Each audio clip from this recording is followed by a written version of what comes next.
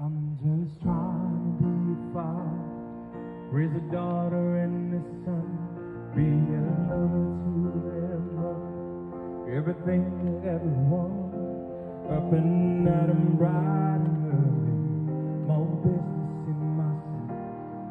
I'm dressed up for success, from my head down to my boots. I don't do it for the money, there's bills that I can't pay.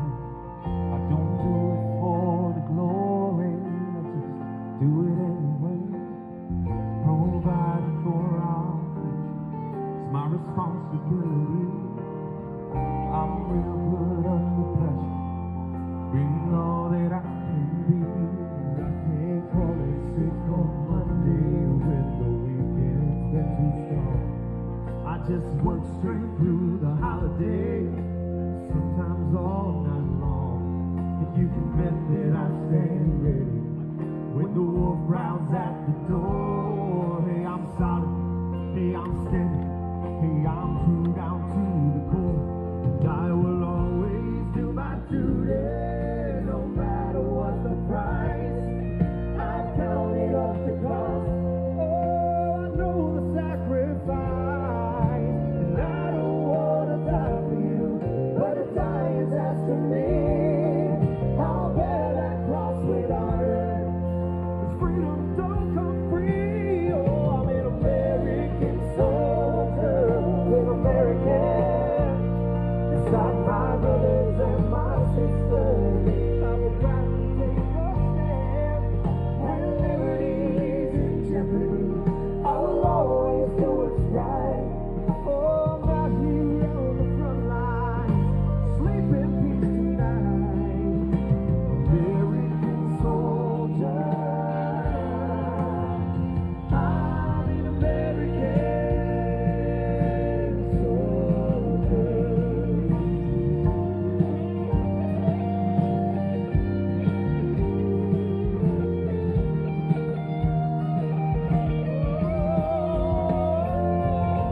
American soldier, American. Beside my brothers and my sisters, I will proudly take a stand.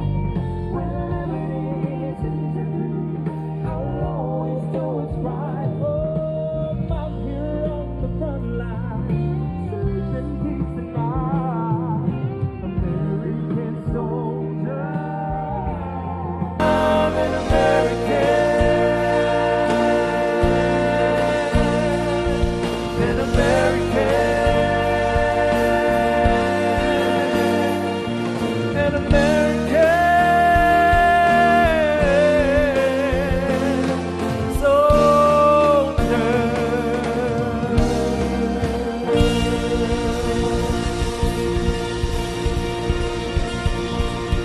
Thank you and good night.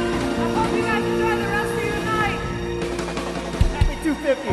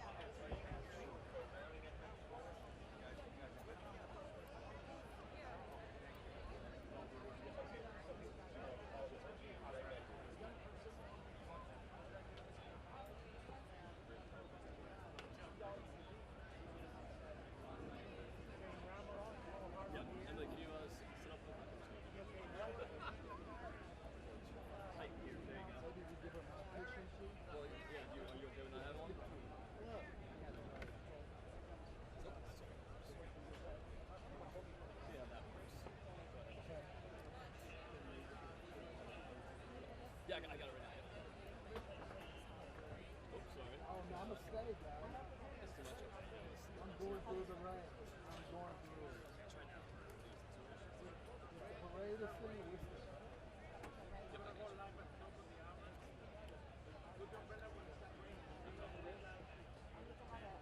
6 also, you know. We got 6. Do you have it? Do you have it on your back?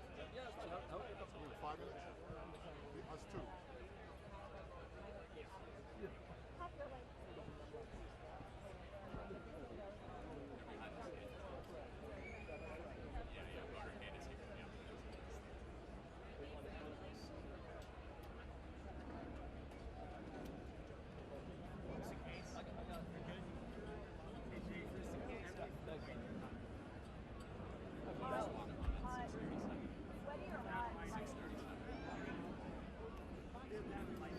Yeah, I was trying to use that to really.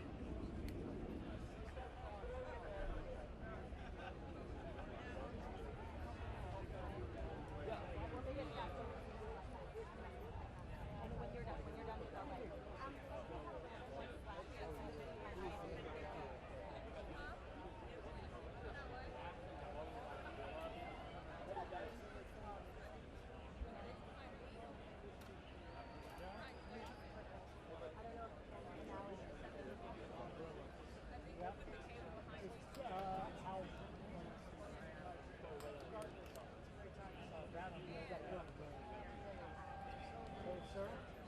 Sir? Sir? That umbrella is right. Your umbrella is blocking everyone's live shot. That would be fantastic. Yeah. But is it still gonna?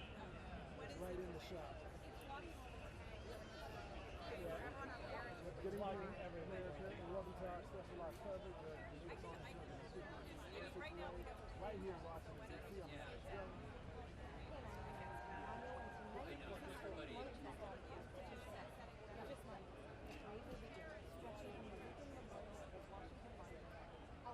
It's for everybody. They're taking it down. That's right. And here's a live look at it. Now we're on this event expecting a crowd of over 200,000 with 600 soldiers taking part, wearing uniforms and standing in every U.S. conflict since the Revolutionary War. It's a living time machine of our military courage and sacrifice.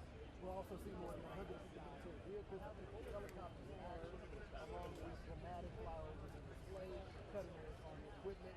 A moment of real news, 250 soldiers will be enlisted or re-enlisted by President Trump himself. The president will be joined by veterans leading warriors and duty and Gold Star families, and will deliver a march later this evening.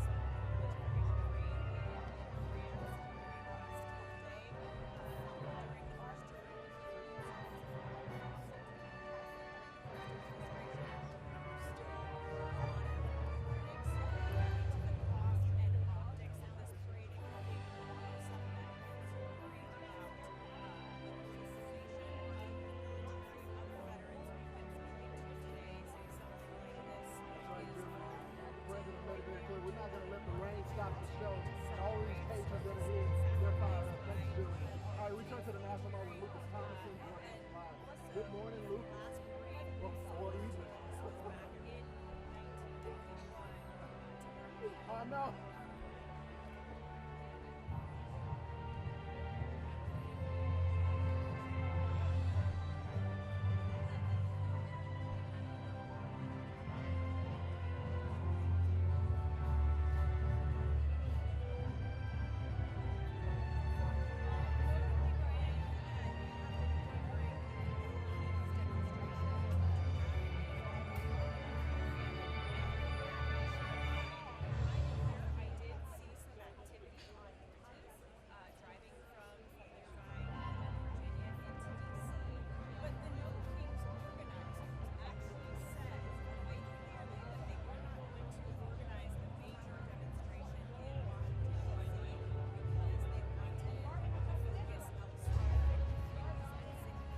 Forged in the fires of revolution, tested on today's front lines of freedom.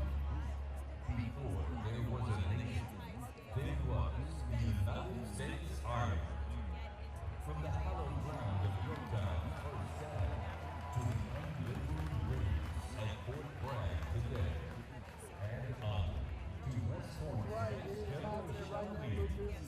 for 250 years, one force has stood ready, unshaken, unmatched, unbreakable. And today, the legacy rolls on. This is the United States Army's 250th Anniversary Parade.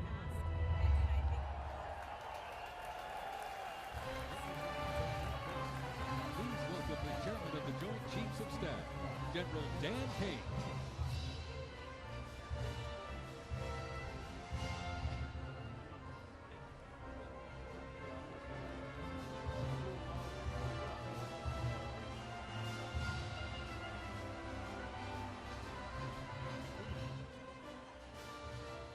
Joining us, the Secretary of the Army, please welcome the Honorable Daniel P. Driscoll.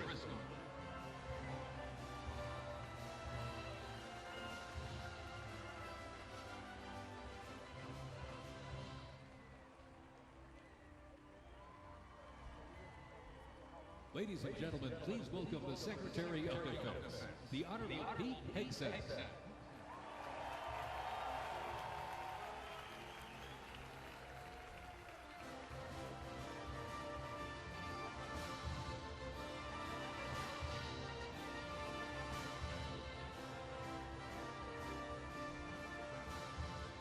Ladies and gentlemen, the Vice President of the United States, J.D. Vance, accompanied by the Second Lady of the United States, Lucia Vance, and their 3 children.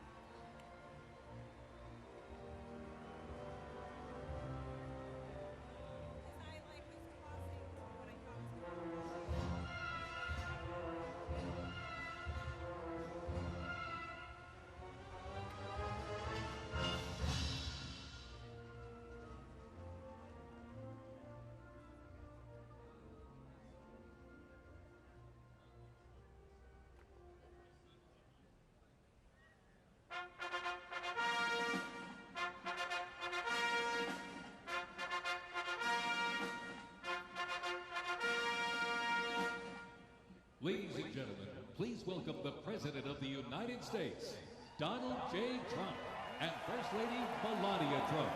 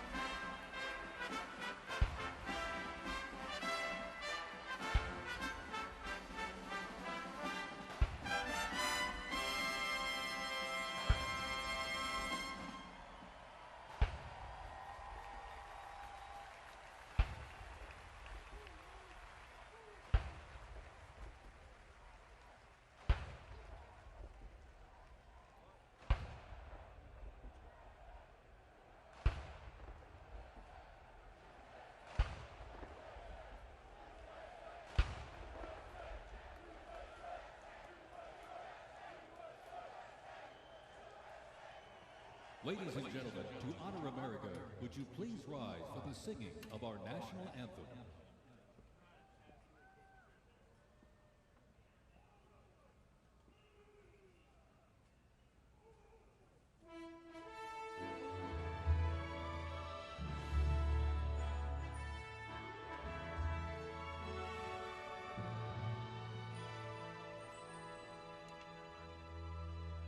Oh, say, can you see by the dawn's early light what so proudly we hailed at the twilight's last gleaming?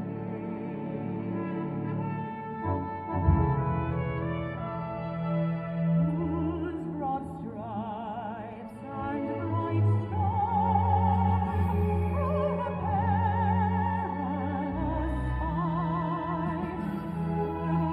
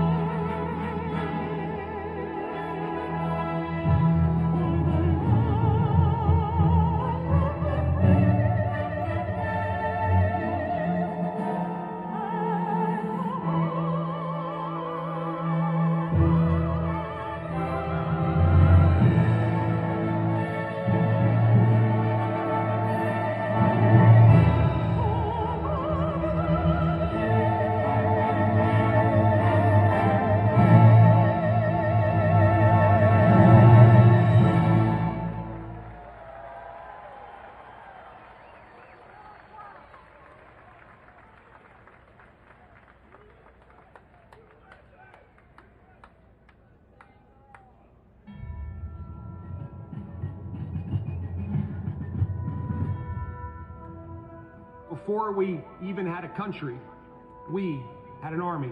They started as a small, unorganized group of shop owners and farmers, but they fought the most powerful army in the entire world to a standstill in Concord, Lexington, and Bunker Hill. Then our Continental Congress chose George Washington as general of our Continental Army. But it wasn't until 1 year later, on July 4th, 1776, that news arrived of the signing of our Declaration of Independence.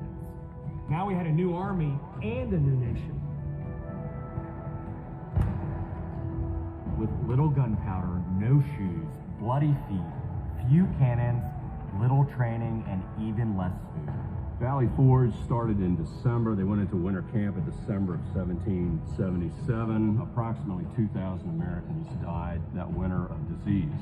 They lived through hell, but they never ever gave up. Not this army, not this first American army. Finally, Washington and his army arrived, here at Yorktown, where they had General Cornwallis and his powerful British army trapped in this city against the sea.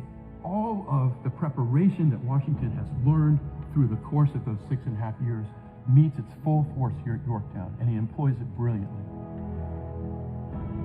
Sailing from the Caribbean, the French Navy arrived and took on the British fleet. Washington decided to make his move. Our men began digging to get closer and closer to the fort, finally getting within rifle and cannon range. Naturally, George Washington chose to set off our first cannon shot. The British had two small forts in front of the main fort. They were called redoubts 9 and 10. Then, on the moonless night of October 14th, the American and French forces attacked the redoubts. The hand-to-hand combat with bayonets, knives, and fists was bloody, to say the least. But within an hour, we were victorious. And as the sun came up the next day, Cornwallis looked out and realized he was in serious trouble. So he prepared an all-out, desperate counterattack. It didn't work. and the British were forced to surrender. We were supposed to lose to the best army and the largest and most professional navy in the world. But our young army had won the war and our freedom, the freedom we hold so dear. And 250 years later, for what started as a ragtag group of shop owners has now become the most powerful army in the world. Today, many things are very different from that army here at Yorktown, but one thing remains the same. An undying passion, guts, and love for our country remains deep in the heart of today's army. When I look into their faces, you can see it. That will never change. God bless the United States Army, and God bless the United States of America.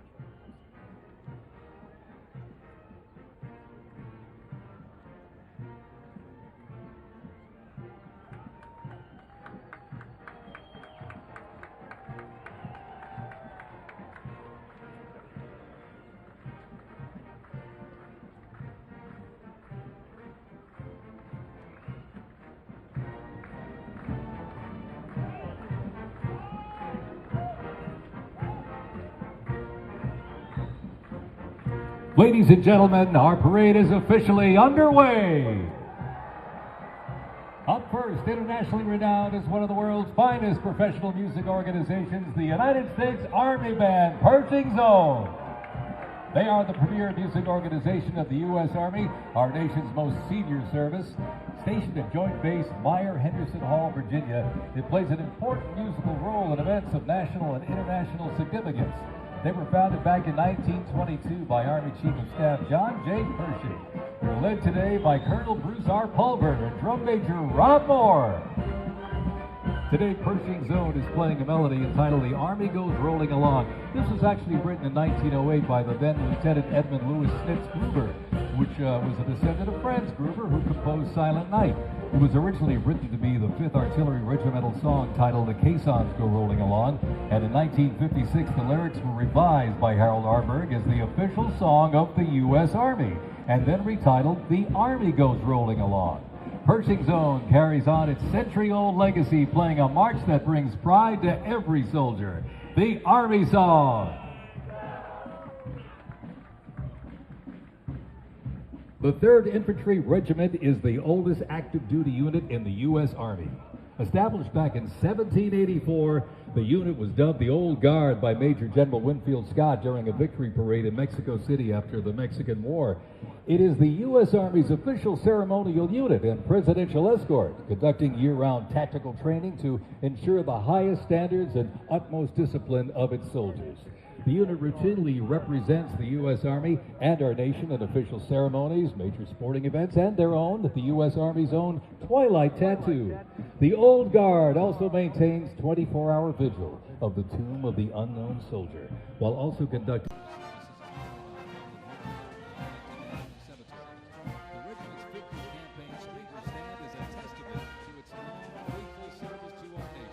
Ladies and gentlemen, the 3rd Infantry Regiment, the Old Guard.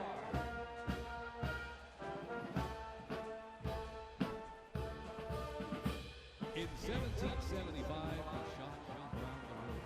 Lexington and Concord sparked a revolution, uniting 13 colonies and forging a continental army for farmers and frontiersmen.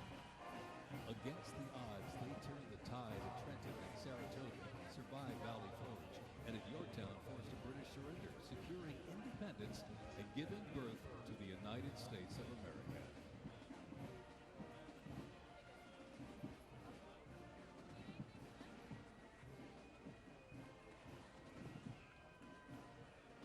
Before radios and field phones, sound was the signal. In the Continental Army, fifes and drums carried commands across the chaos of battle, telling soldiers when to advance, when to retreat, even when to rest. That League legacy actually lives on today with the U.S. Army Fife and Drum Corps, part of the 3rd Infantry Regiment known as the Old Guard. Founded back in 1960, they're the only unit of their kind in the armed forces. Performing in uniforms patterned after those worn by General Washington's musicians. Playing period instruments with patriotic precision, they bring history to life, sharing the sound and spirit of the Revolution through more than 500 performances each year, both at home and around the world, too. The Old Guard, Fife and Drum Corps, everybody.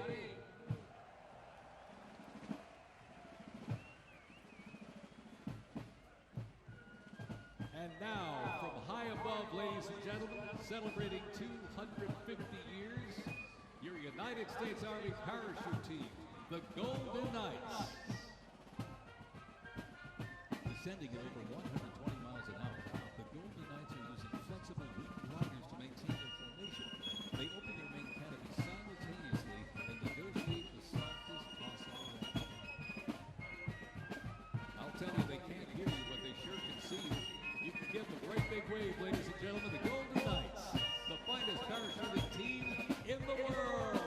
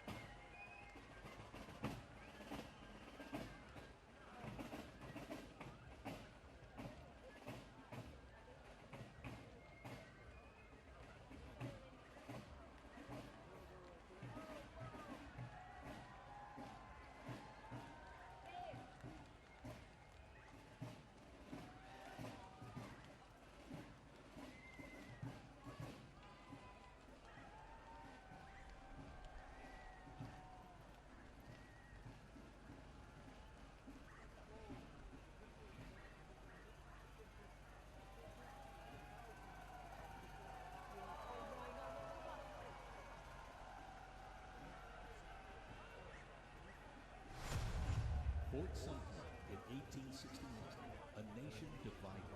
Over 4 brutal years, nearly 2 million soldiers fought to preserve the Union. Among them, 5 future presidents and the first recipients of a brand new military decoration, the Medal of Honor. With independence won, our nation's westward expansion began. The Army moved in step, guarding settlers as native scouts lit the way.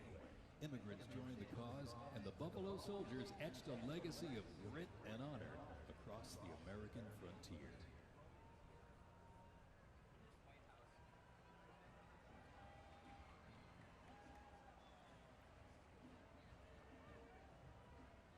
As they march by, a soldier's uniform signals their duty, their role, and their readiness.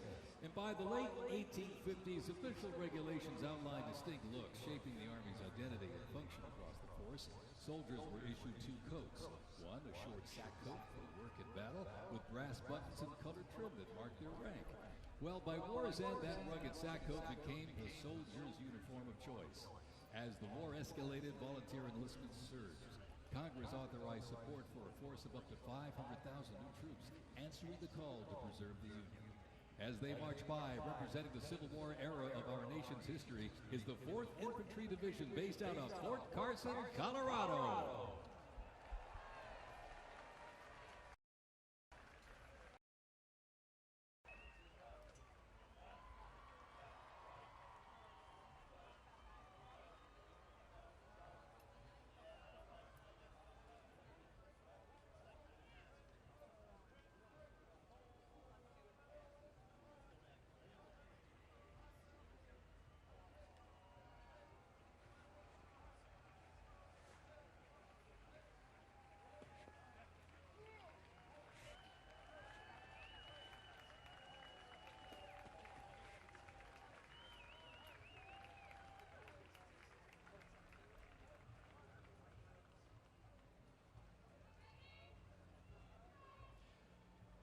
From Port Cavazos, Texas, home of legends, the 1st Cavalry Division rides with pride.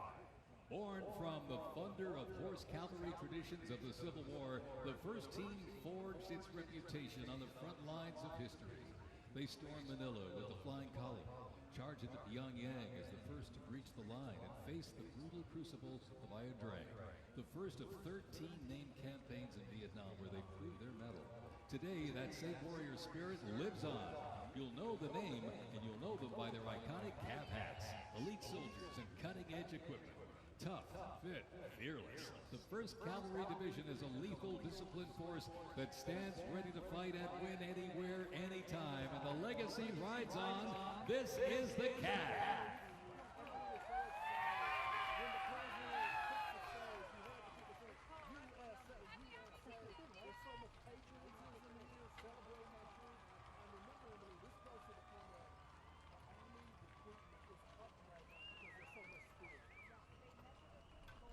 Special thanks to our sponsor, Lockheed Martin.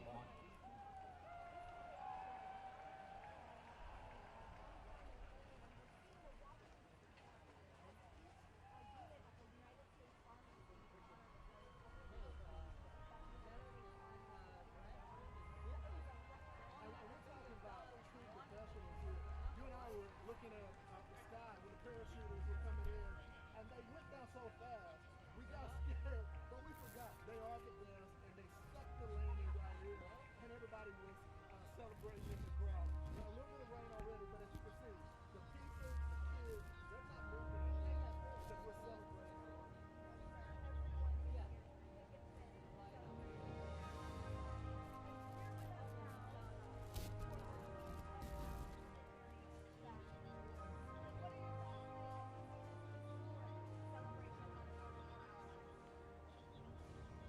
In 1914, years of escalating competition between European alliances culminate in the outbreak of the First World War. The two sides engage in a savage war of attrition, defined by opposing trenches, barbed wire, poison gas, and mass casualties. The United States initially maintained its neutrality, but was eventually drawn into the conflict in 1917. Despite having less than 130,000 soldiers at the beginning, the Army eventually grew to over 4 million, with nearly 2 million soldiers serving in Europe. In 6 months of fighting, nearly 50,000 Americans lost their lives, with another 190,000 wounded. The guns fell silent with the armistice of November 11, 1918.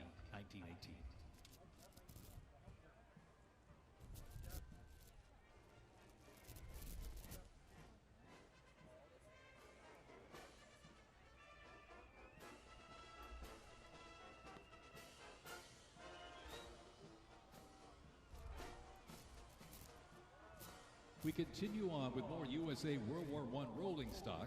18 Dodge touring car was part of the legendary 1919 Transcontinental Convoy. 3,251 miles and 62 grueling days across the Lincoln Highway. Remember, no pavement, no GPS, and no power steering. Just grit, determination, and the drive to push Army mobility into the future.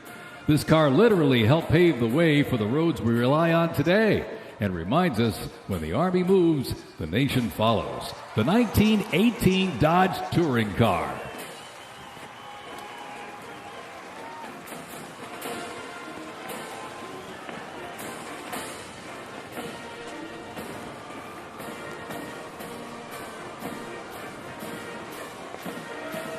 Headquartered in New York, this is the 42nd Infantry Division Band.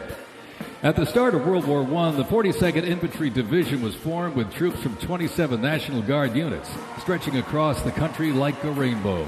Composed of skilled musicians from all walks of life and professional occupations, they perform a variety of musical genres.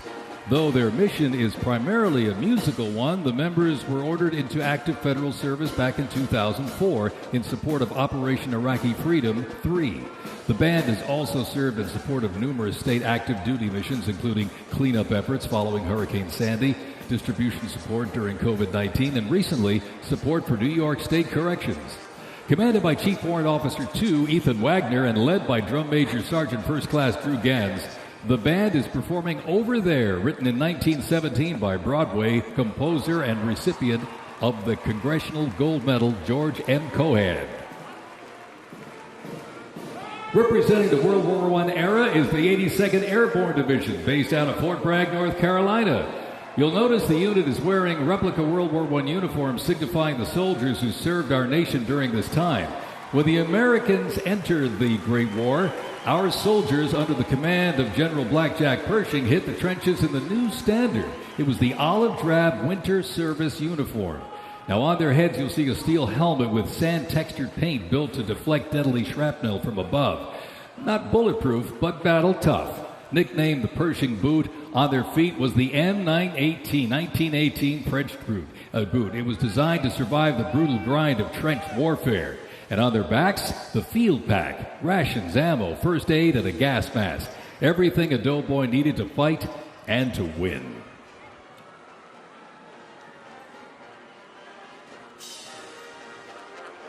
Incidentally, the 42nd Infantry Division was deployed to heavy combat abroad and then deployed again in World War II, ultimately liberating the Dachau concentration camp.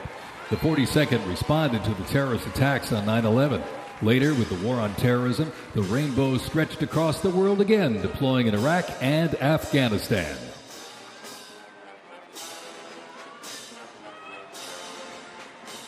Thundering into view, the pride of Fort Sill, the U.S. Army Artillery Half Section.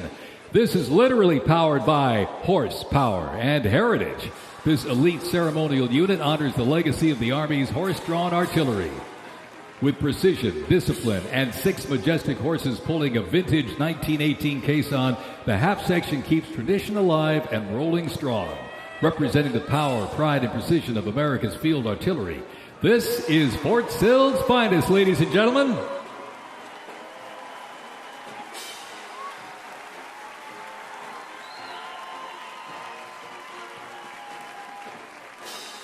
Special thanks to our sponsor, Form Energy.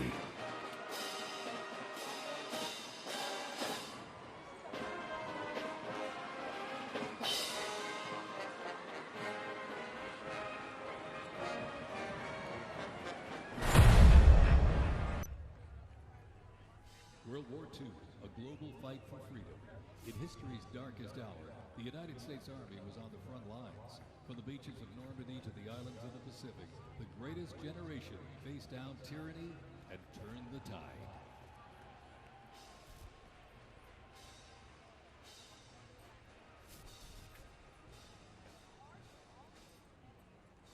From bombers to fighters to transports, U.S. Army aircraft started to thunder across the skies in World War II. And take a look up there, ladies and gentlemen.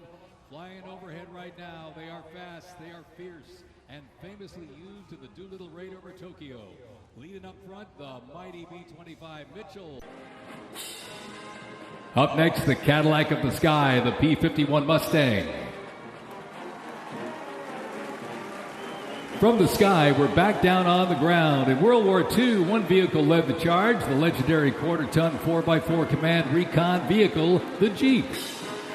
You might have a Jeep in your driveway, but not like this. The U.S. Army truck quarter-ton 4x4 command reconnaissance, better known as the Jeep, was an iconic vehicle of World War II and was the world's first mass-produced four-wheel drive vehicle. The Army used the Jeep for almost every military activity, including command vehicles, scout cars, and medical ambulances. Fast, rugged, the Jeep became a symbol of American ingenuity.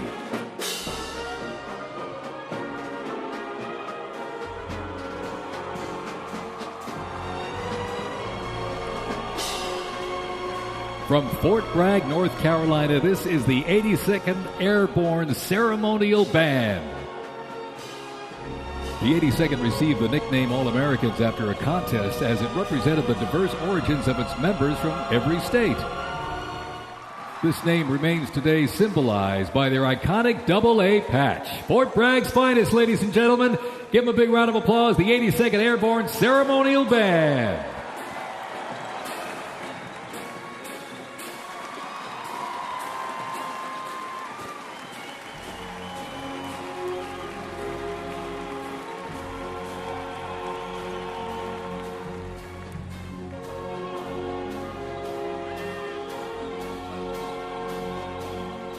In a global fight like World War II, the U.S. Army knew our troops needed more than courage. They needed innovation. Uniforms evolved for every environment, but olive drab remained the mark of the American soldier. Shaped by lessons from the trenches of World War I, the Army introduced two battlefield essentials: the M1 helmet, tough, stable, and built to protect under fire, and the M1 Garand rifle, powerful and fast. It gave American troops a very clear edge. General George S. Patton called the M1 rifle the greatest battle implement ever designed, and history proved him right.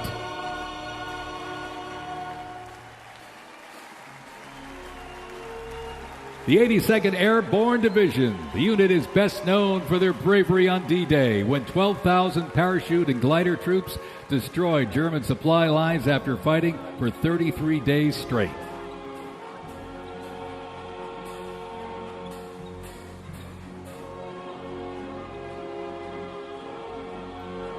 The 101st Airborne Division, based out of Fort Campbell, Kentucky, traces its lineage back to 1918 when it first established as the 101st Division. Known for their ability to rapidly deploy across the world, the unit has held a crucial role in operations since its inception. From parachuting behind enemy lines on D-Day to leading helicopter assaults in Vietnam, the 101st redefined modern warfare. In the 50s, the Screaming Eagles stood tall at home, protecting the Little Rock Nine during the fight for civil rights. In recent decades, they've been sent across the world with stints as far as the Middle East, where they took part in Operation Desert Storm and participated extensively in the war on terrorism in Iraq and Afghanistan. The Screaming Eagles continue to lead the way as tomorrow's division in today's Army.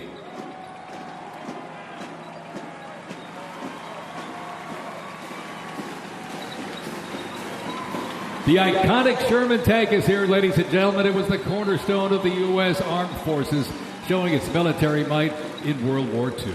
It became one of the most influential tank designs of the 20th century.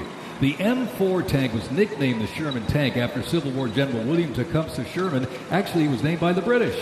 With almost 50,000 produced during World War II, the Sherman tank was in active service until 1957.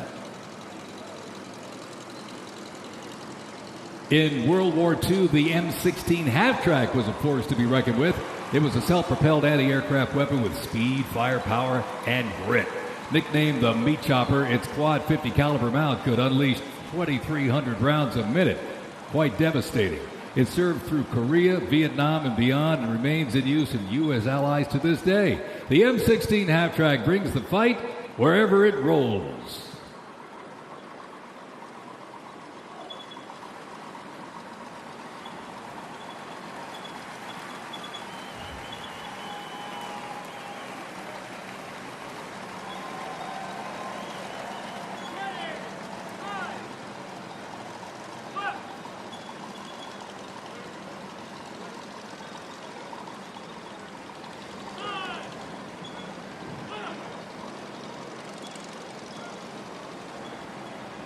The U.S. Army Transportation Corps motto states, "Nothing happens until something moves."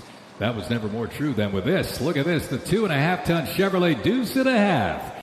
Moved up to 10,000 pounds of cargo and was the backbone of the Red Ball Express that kept the Allies supplied after D-Day in World War II.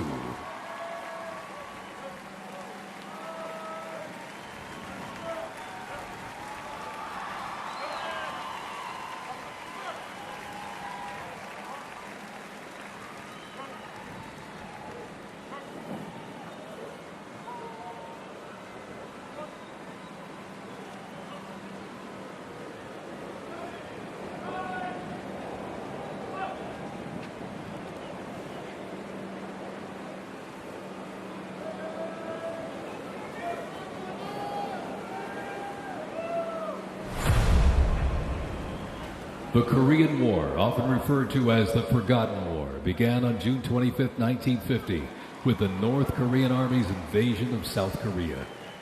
A coalition of South Korea, the United States, and other United Nations members defeated the invasion and advanced into North Korea.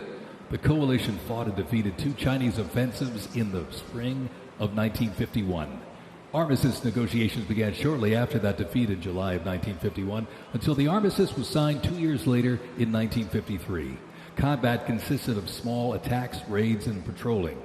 During this war, the United States deployed approximately 6.8 million military forces to the Korean Peninsula.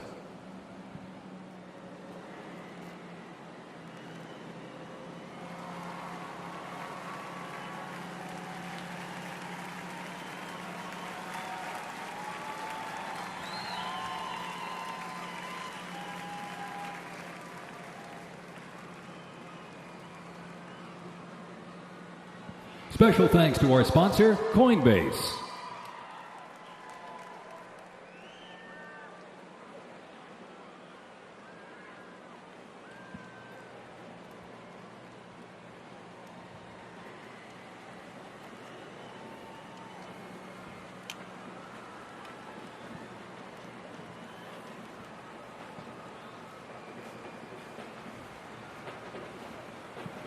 The M151 kept rolling along as the lightweight, high-mobility general-purpose vehicle replacing the famed World War II Jeep back in 1961. Officially named the Military Utility Tactical Truck, or MUT, most servicemen generally referred to it as a Jeep. The vehicle spanned more than 40 years in 4 manufacturers and were everywhere that the Army was deployed.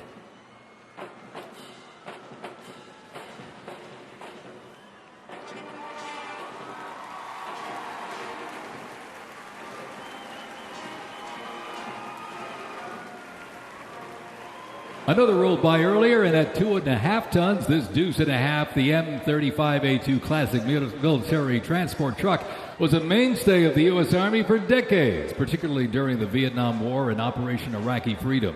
The deuce and a half proved its value moving cargo, supplies, and soldiers. Its capabilities include up to 5,000 pounds off-road and 10,000 pounds on-road, making it ideal for moving just about anything. In the jungles of Vietnam, the U.S. Army faced a new kind of war. Helicopters became the new workhorses of battle, delivering troops, firepower, and supplies into some of the most unforgiving terrain on Earth. This is the U.S. Army in Vietnam, the era of air mobility, fierce firefights, and unwavering brotherhood.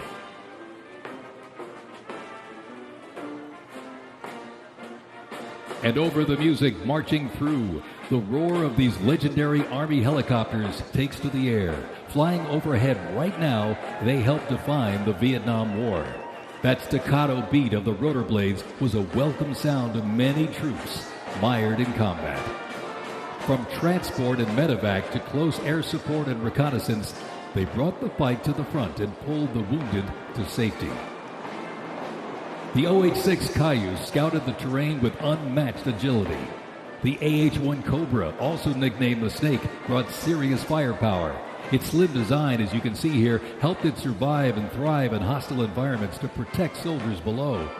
And the icon of the era, the UH-1 Huey, the first turbine-powered helicopter in service with the U.S. military. There was nothing the Huey couldn't do.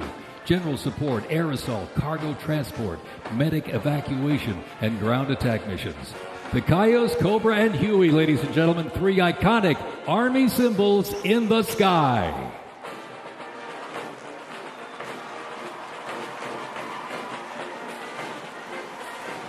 The 1st Cavalry Division Band, based out of Fort Cavazos, Texas, has played a vital role in U.S. military history.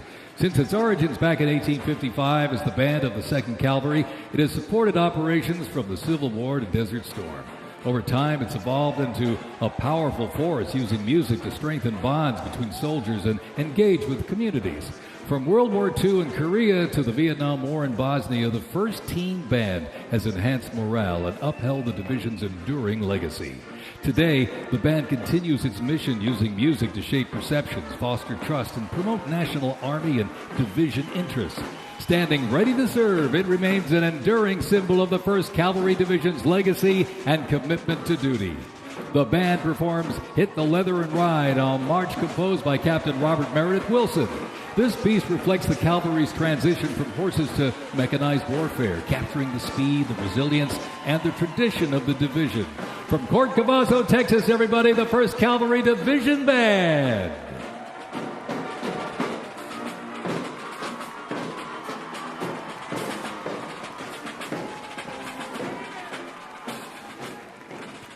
The U.S. Army deployed large numbers of troops in support of the Vietnam War. The first contingent of U.S. Army advisors arrived in Vietnam in the late 1950s, and that quickly grew to a small team of around 100 soldiers, which then expanded to more than 600 over the next decade. As the war intensified, troops' numbers quickly grew as the war between the South Vietnamese government and the communist insurgents supported by North Vietnam intensified. By January 1969, more than 364,200 soldiers organized around 7 divisions and 20 separate combat brigades. The United States began withdrawing its forces in July of 1969, and the last Army combat unit left South Vietnam in August of 71. The last U.S. combat soldier came home March 1973, while a small number of non-combat personnel remained until April 1975.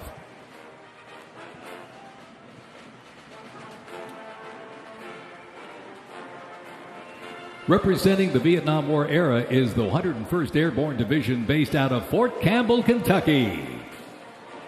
The unit is wearing replica Vietnam War uniforms signifying the soldiers who served our nation during this time. Blistering heat, thick humidity, and unforgiving terrain demanded uniform innovation, and the Army, they delivered. New lightweight uniforms were constructed to move with the soldier. The M16 replaced the M1 Garand, calling for redesigned ammo gear and faster reloads in combat. Body armor got smarter, jackets and trousers got lighter, and field equipment was reimagined to meet the mission head-on. Gone were the heavy Mickey Mouse boots, replaced by canvas tropical combat boots that offered better grip, faster drying, and all-day endurance.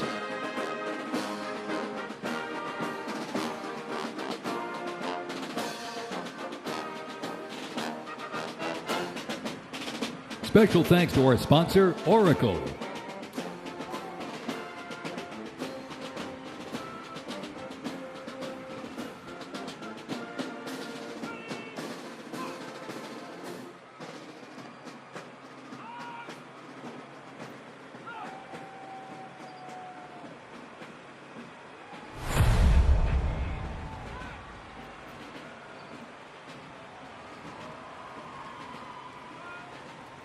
When Saddam Hussein's Iraq invaded Kuwait in August 1990, the U.S. Army deployed to Saudi Arabia to deter further Iraqi aggression in the region for what was known as Operation Desert Shield. By the fall, more than 750,000 troops comprising U.S. service members and coalition partners from more than 30 countries had assembled in the Saudi Arabian desert. In mid-January 1991, the U.S.-led coalition began Operation Desert Storm, which kicked off with an intensive air campaign designed to knock out key Iraqi infrastructure and weaken Iraqi forces. The ground offensive was launched in early 1991, where military forces overwhelmingly destroyed enemy tanks and vehicles. After only 100 hours of ground combat, coalition troops liberated Kuwait, and the Gulf War ended with Iraq's surrender.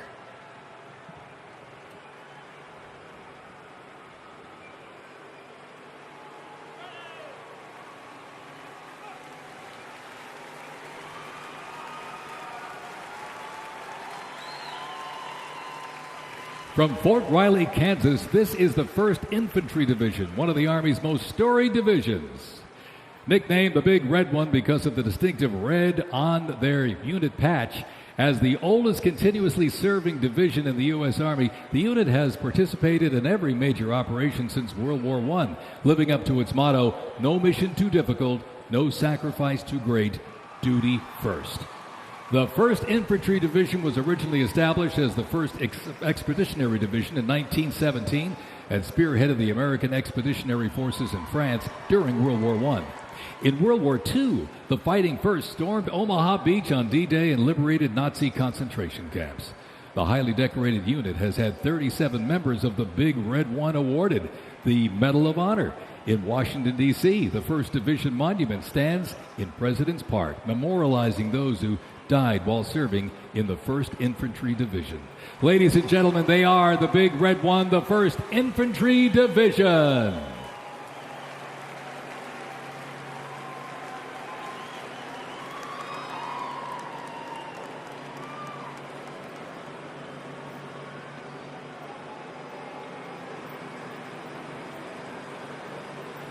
More military rolling stock.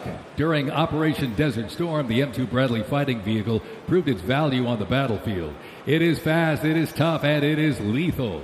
Named for General Omar Bradley, a leader from West Point's famed class of 1916, the Bradley was built to carry troops into combat with protection and power. Armed with a 25-millimeter chain-driven cannon and twin-tube-launched, optically tacked, wire-guided missiles, it played a critical role in clearing the way during the ground assault into Iraq. While the Paladin looks and sounds like a tank, it is technically a self-propelled howitzer and was first introduced back in the 1960s. Over the years, it's been upgraded to perform in versatile battlefields from Vietnam to the Soviet Union to Iraq.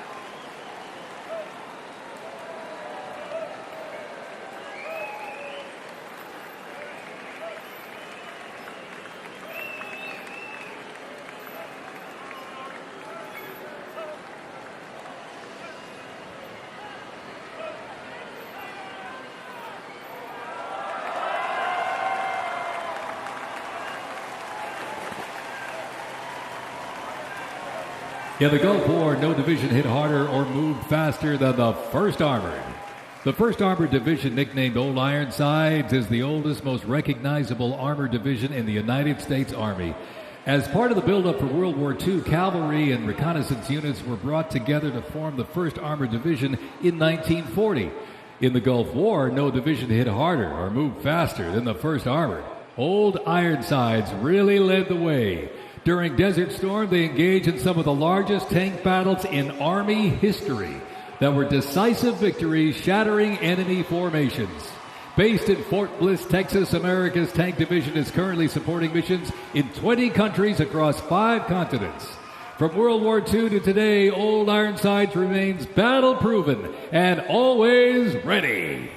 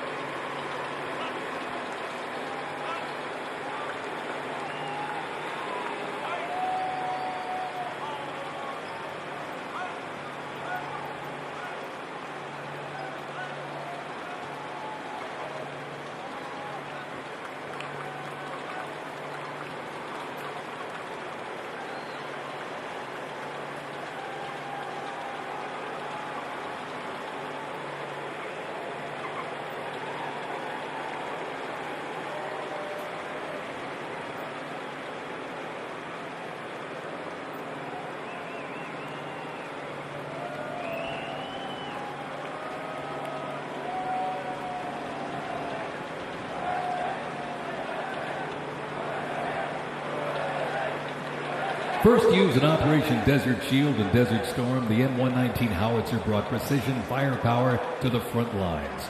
Lighter and more mobile than larger artillery, it was built for the infantry brigade, able to fire high into the air or directly at the target depending on the mission.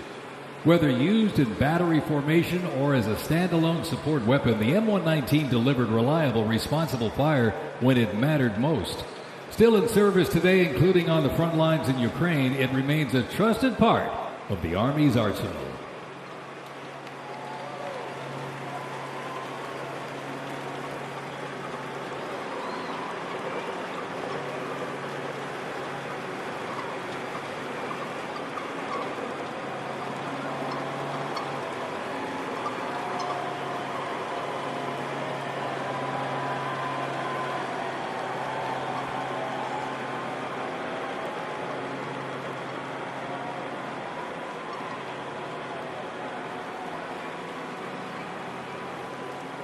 Special thanks to our sponsor, UFC.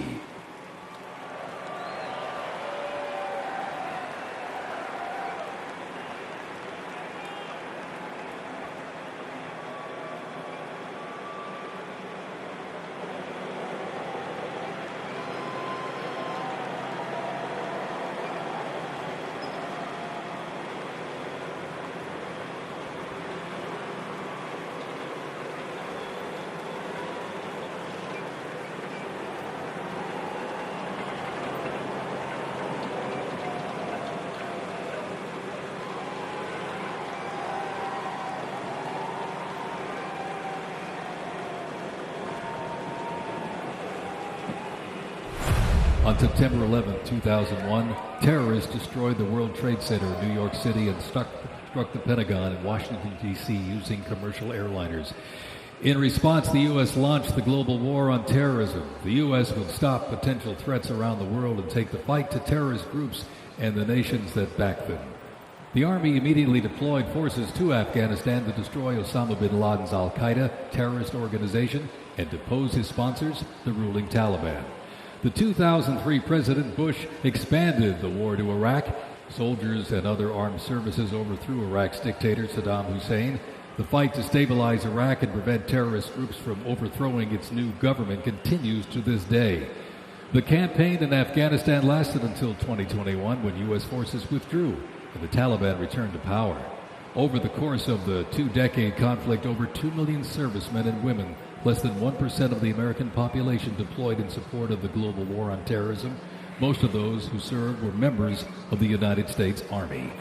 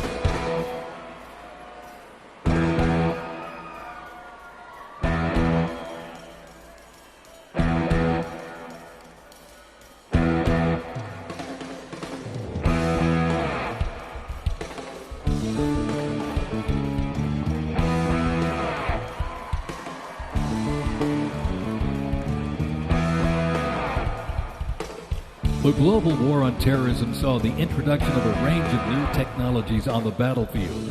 The 8-wheeled Stryker Armored Combat Vehicle is the first new military vehicle to enter service in the U.S. Army since the Abrams tank back in the 1980s.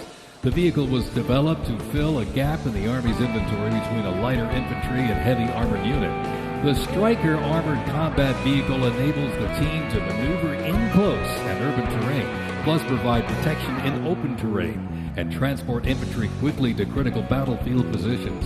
The first Stryker vehicles were fielded back in 2002 with the first Stryker Brigade combat team deploying to Iraq in 2003.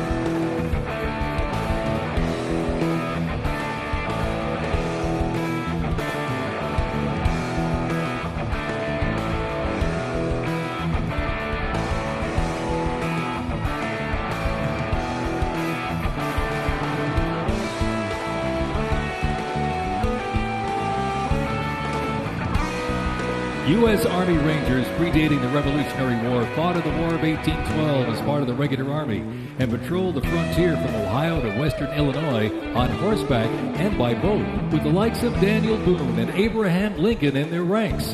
After the 9/11 terrorist attacks, Rangers were called upon to lead the way in the global war on terrorism.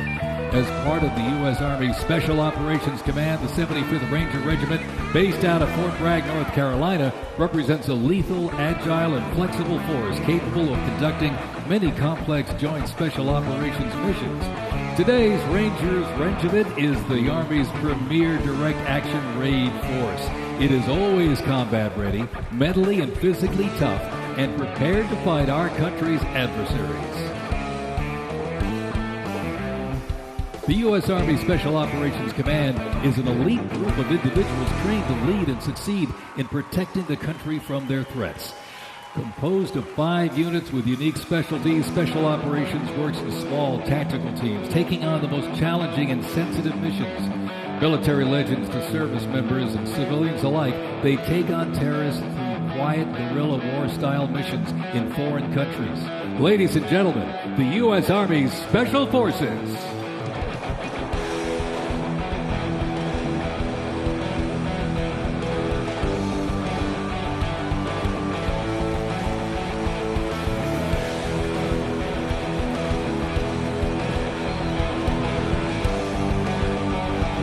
The Stryker Brigade Combat Team combines the capacity for rapid deployment with survivability and tactical mobility.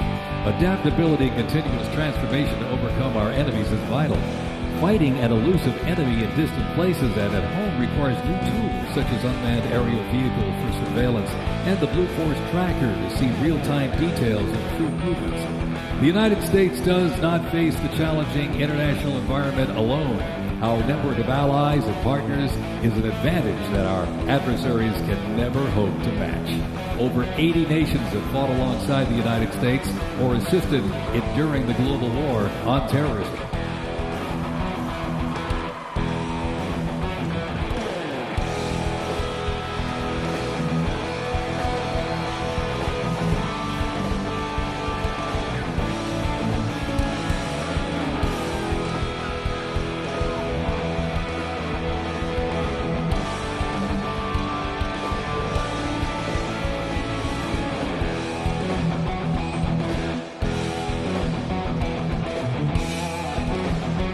The 10th Mountain Division's climb to glory began with its establishment as the 10th Light Division in July 1943, the only one of its size in the U.S. military to receive specialized training for fighting in mountainous conditions. After periods spent inactive as a training division and as a standard infantry division, the unit returned to its roots in 1985 when it regained its Mountain Division designation. In the 1990s, the division participated in numerous humanitarian and peacekeeping operations. During the War on Terrorism, the 10th Mountain Division proved their mettle as light fighters through repeated deployments to Afghanistan and Iraq. Now, since 2002, the 10th Mountain Division, based out of Fort Drum, New York, has been the most deployed regular Army unit. Its combat brigades have seen over 20 deployments to both Iraq and Afghanistan in support of Operation Iraqi Freedom and Operation Enduring Freedom. To show America's military might, they have one purpose: to deter war and, if ordered, defeat the enemies of the United States of America. They are the 10th Mountain Division.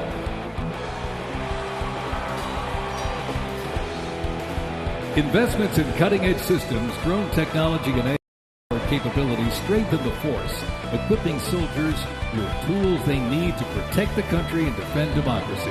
The Army has 8 Stryker Brigade combat teams, 6 in the active component and 2 in the National Guard. More than 2/3 of the 7,000 servicemen and women who sacrificed their lives fighting the global war on terrorism were part of one of the Army's 3 branches: active duty forces, the Army Reserve, and the Army National Guard. The Army is continuously transforming to deter aggression to ensure our adversaries cannot outrange or outpace us. This transformation is not just about adapting, it's about maintaining dominance, ensuring that America's Army remains unmatched in its speed, flexibility, and ability to support the nation's strategic priorities.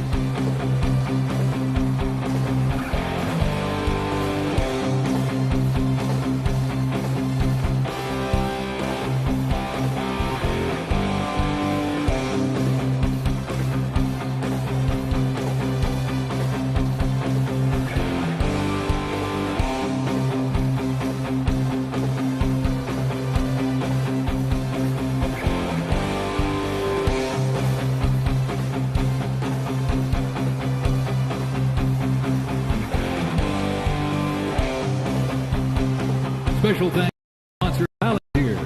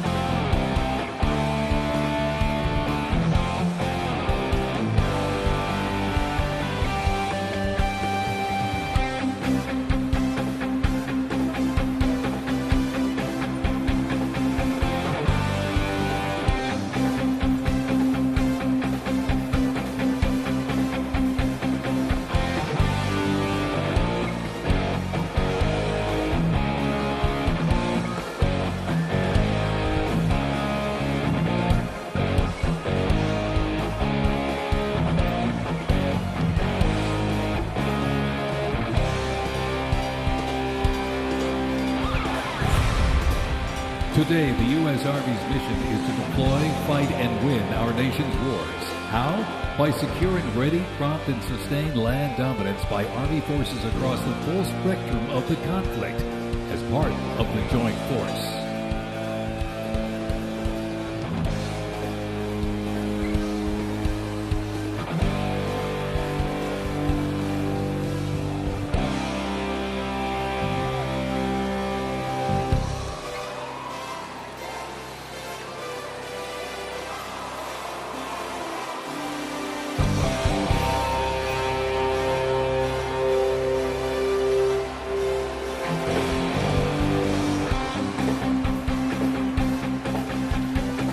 Keeping the Army forces battle-ready and nimble makes transportation for the U.S. Army a very vital element.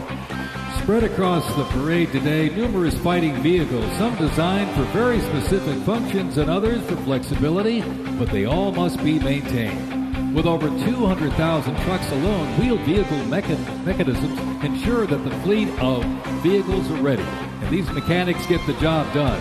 This convoy starts with the M777, a lightweight howitzer. These lightweight howitzers may not look particularly lightweight, but are made from titanium.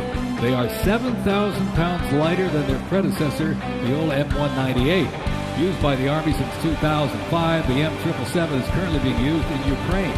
Weighing only 4,700 pounds, the M119 howitzer is smaller and is used by infantry brigades, particularly for air assault missions. It was first used in Operation Desert Shield and Desert Storm in 1991 and is also seeing active use in Ukraine.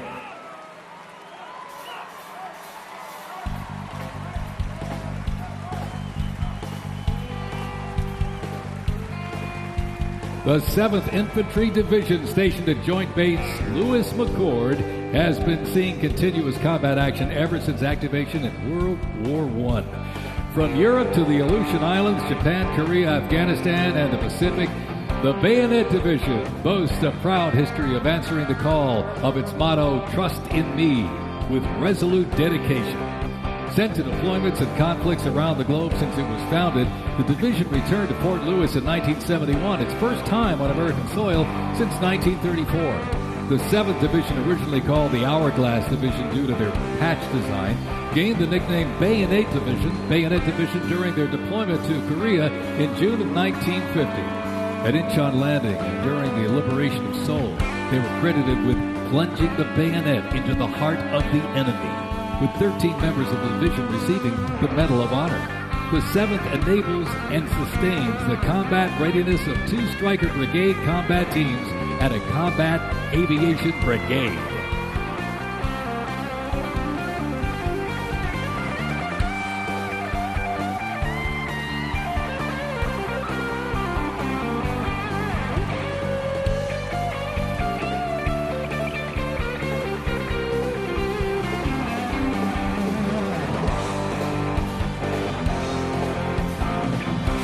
With the American soldier, the cornerstone of everything the Army does, we are continuously transforming. Army careers span the spectrum from attorneys to astronauts and mechanics to engineers. The Army's greatest asset is our people, the finest men and women our great nation has to offer, with a myriad of talents that make us stronger. Aside from its people, the Army's next greatest asset is its technology and equipment. Coming up next, these vehicles offer a glimpse of what the Army employs for readiness and battle.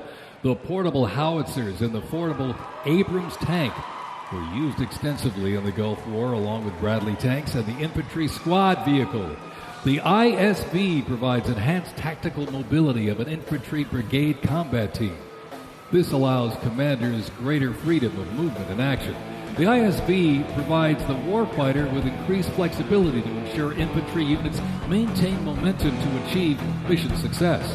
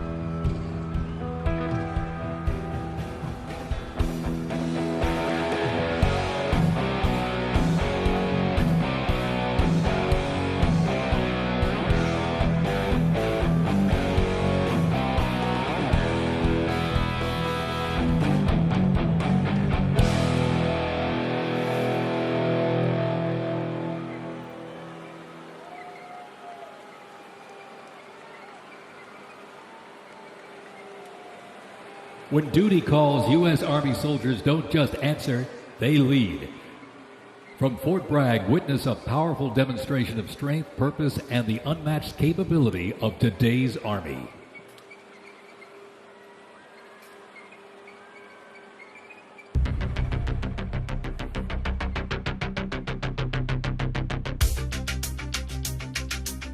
The Army has made me see my potential, and I feel like it's molded me into a better person. I grew up in a very patriotic household. My grandfather, he served in World War II, and his brother, my uncle, served in Vietnam. I can do this. If they can do this, I can do this.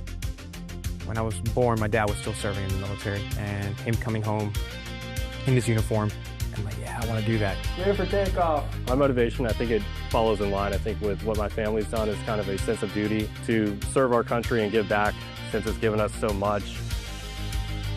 I'm a very, let's say, timid person, but definitely helped me become a more confident person.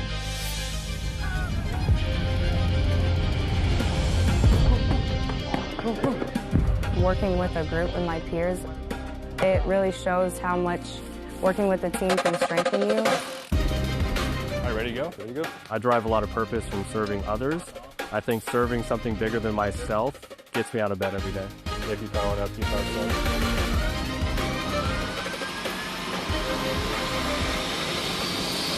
I definitely pushed myself further than I ever thought I could go.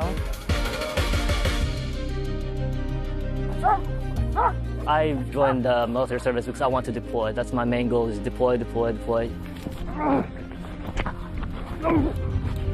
If we get the call, we have to go somewhere, we'll do what needs to be done. That's just the way we operate here.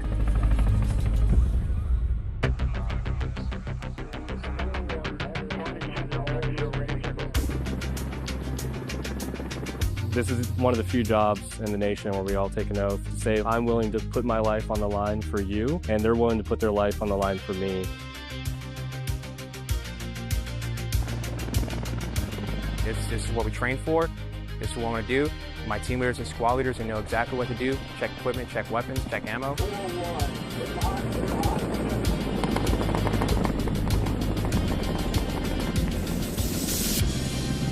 We're always ready to deploy within 18 hours and handle the mission at task.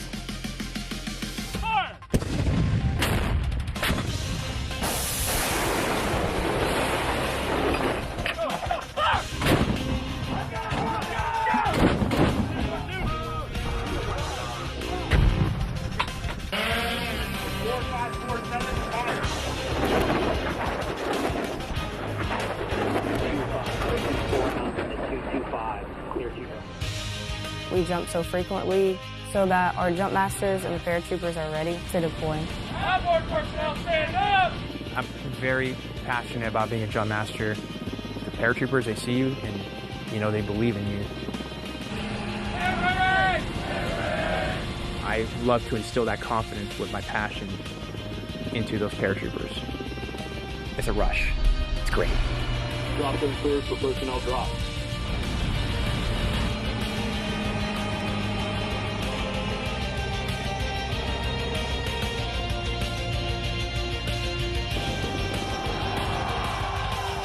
This week we honor 250 years of valor and glory and triumph by the greatest fighting force ever to walk the face of the earth, the United States Army.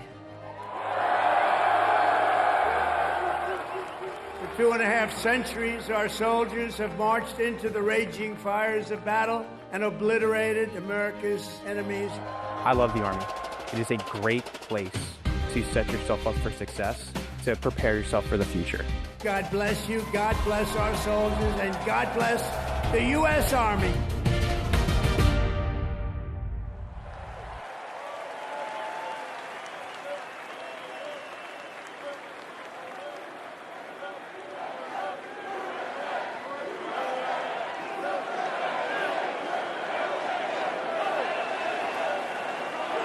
Joint Base Elmendorf, Richardson, Alaska is the home to America's Arctic Angels, who execute expeditionary operations worldwide conduct multi-domain operations in the Indo-Pacific Theater and the Arctic, and on order decisively defeat any adversary in extreme cold weather, mountainous and high-latitude environments through large-scale combat operations. The Angels are the Army's only Arctic division. Masters of Arctic warfare, the 11th serves worldwide in all climates. Established in November of 1942, the Angels of the 11th Airborne Division led the way in the Philippines during World War II and spearheaded an amphibious invasion of Luzon and distinguished themselves during the liberation of Manila.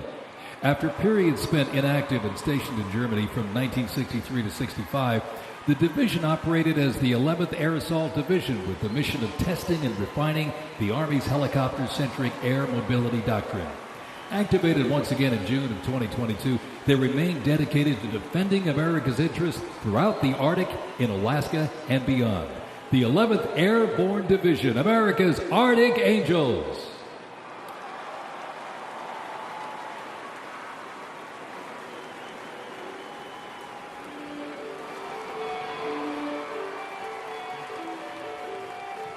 Requiring ongoing maintenance in the field and on base because nothing happens until something moves, wheeled vehicle mechanics supervise and perform maintenance, repair, and recovery operations on vehicles that serve the Army in a variety of mission-critical roles. Included in the array of mobile artillery such as Paladins and the Abrams tank is the Joint Light Tactical Vehicle known as the JLTV. It's highly adaptable, providing protected and sustained mobility for personnel and payloads. The JLTV is known for its off-road capability while providing armor against small arms and improvised explosive devices. The JLTV right there.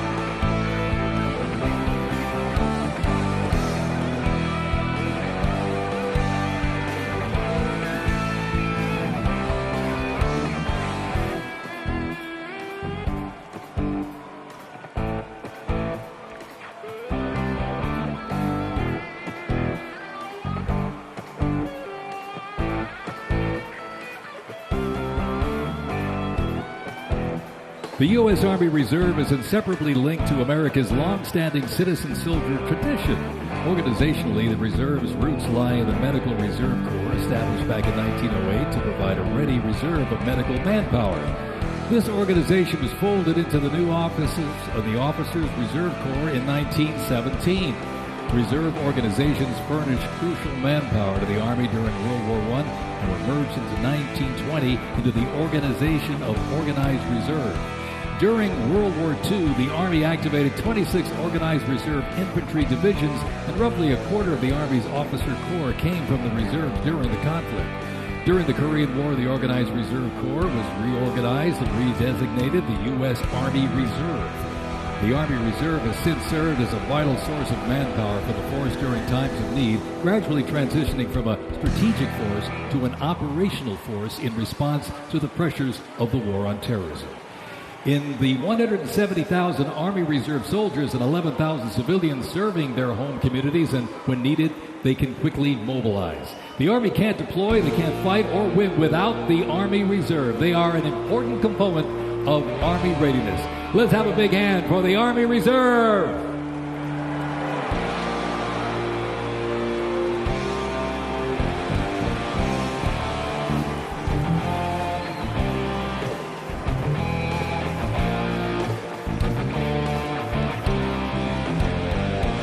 Today and tomorrow's Army looks to increase safety and survivability, create efficiency, and streamline processes. The Striker is a great example of assessing evolving needs and developing the solution. Strikers provide a balance between heavy armor and infantry brigade and combat teams.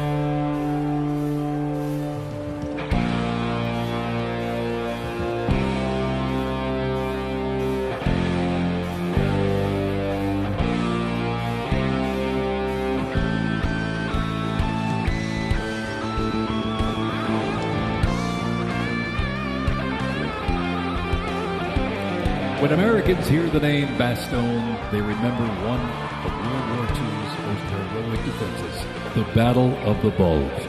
Surrounded by German forces in the frozen forests of Belgium in December 1944, soldiers of the 101st Airborne held the line.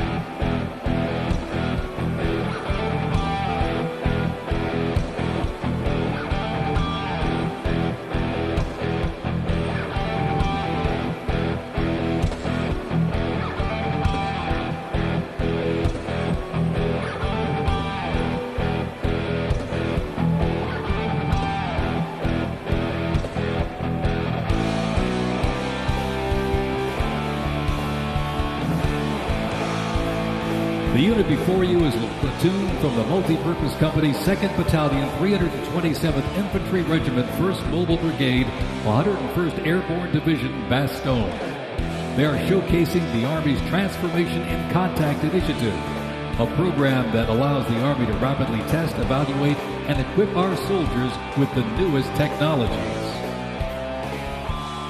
Modern, mobile, and mission-ready, the Bastogne Brigade continues to adapt to new threats while staying rooted in the fierce resilience that defined its birth.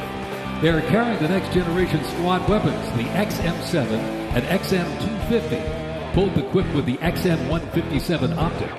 The vehicles are the infantry squad vehicle, a new mobility asset that can rapidly move through most terrain types. The trailer is the S-MET, and it's capable of carrying heavy loads under its own power through restrictive terrain. This platoon is equipped with 3 types of small unmanned aerial systems. They are the Ghost X, located on the S-MET, the C-100, and right above us there, the X-10D, which are flying above the formation right now.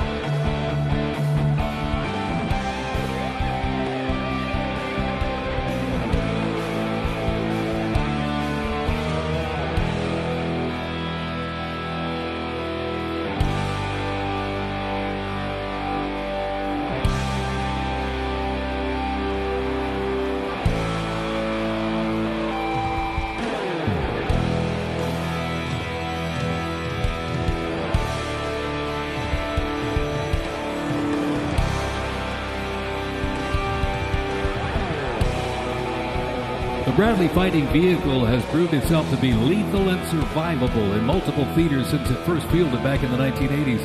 Designed as a troop transport, tank killer, and to match speed with an Abrams tank, the Bradley is a fierce fighting machine. The Bradley accompanies American troops often with the M1A1 Abrams tank, nicknamed the Beast and Whispering Death because of its firepower, accuracy while moving, and its stealth.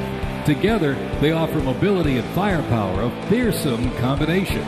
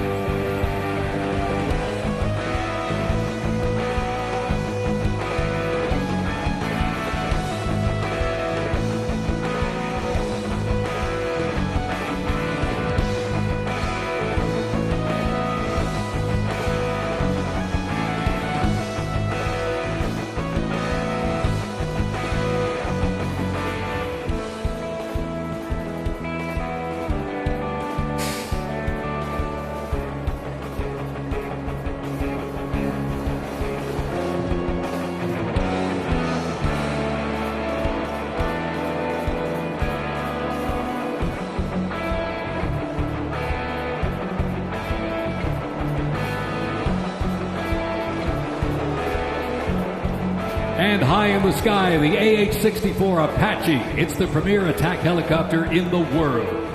The Apache entered service in the mid-1980s and continues to evolve and modify to meet worldwide threats.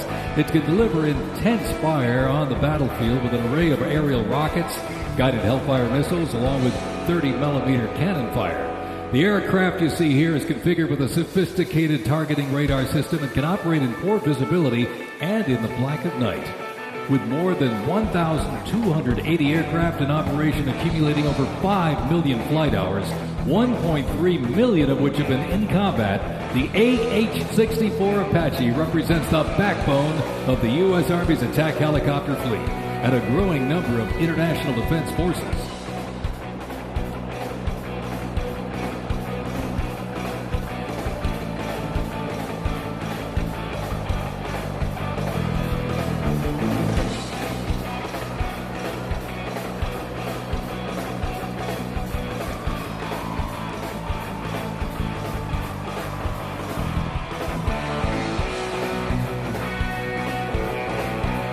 Special thanks to our sponsor, Lockheed Martin.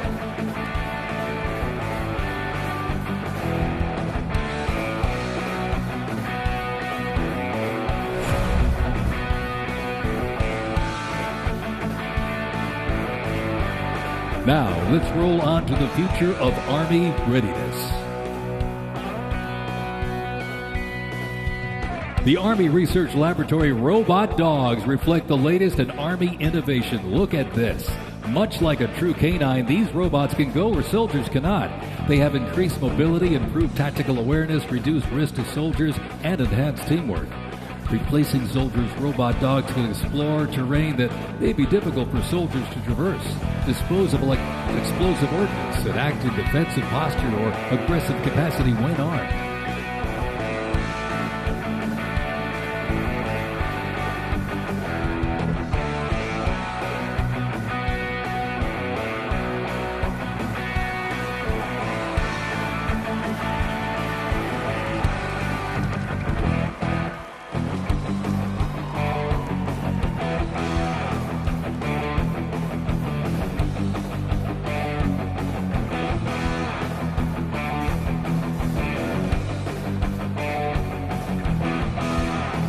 The Ghost Robot Dog is another innovation that can adapt seamlessly for various missions from recon to bomb recognition. These dogs reduce risk and support soldiers completely in high-stakes missions. They have a standard walk speed of 2 miles per hour and are working towards 6.7 miles per hour sprint.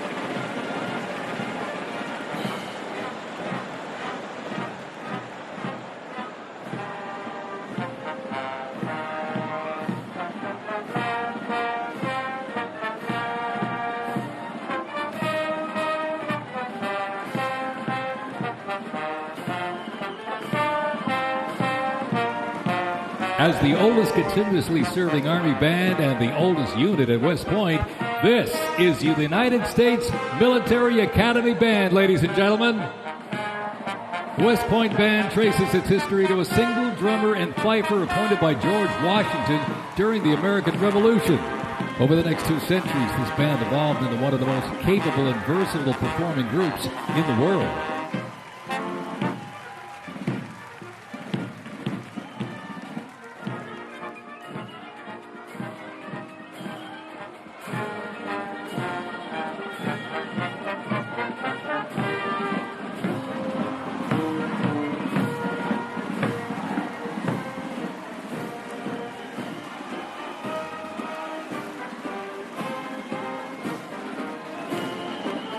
one of the most prestigious institutions in the world where leadership is forged and duty becomes destiny.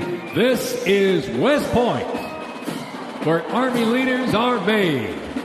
With the motto of duty, honor, and country, West Point trains the best and brightest to serve their country as Army officers. Founded back in 1802 by President Thomas Jefferson, West Point is the home of the Long Gray Line, a legacy of courage and excellence that includes 77 Medal of Honor recipients, 2 U.S. presidents, Grant and Eisenhower, and numerous generals, including John J. Pershing, Douglas MacArthur, and Norman Schwarzkopf.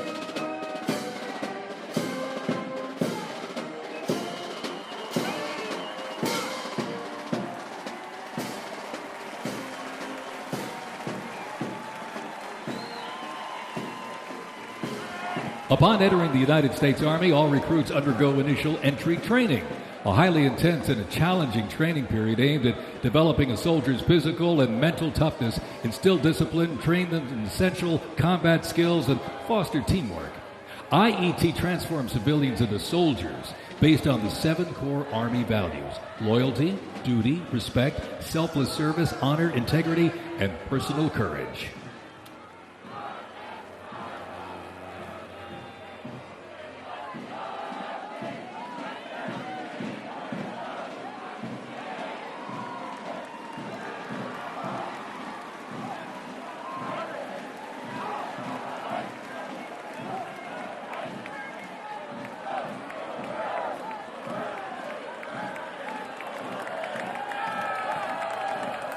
The Virginia Military Institute, on a mission to produce citizen soldiers, men and women educated for civilian life, prepared to serve their country in the armed forces.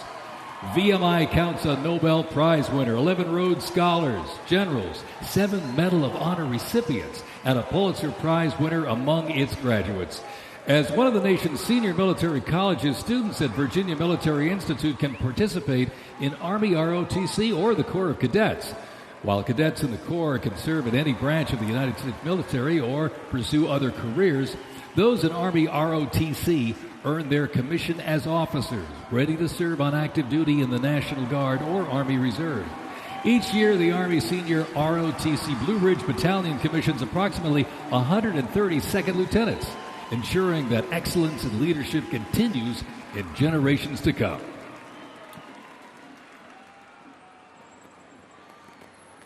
The Citadel, the Military College of South Carolina, offers students the opportunity to participate in Army ROTC or the Historic Corps of Cadets.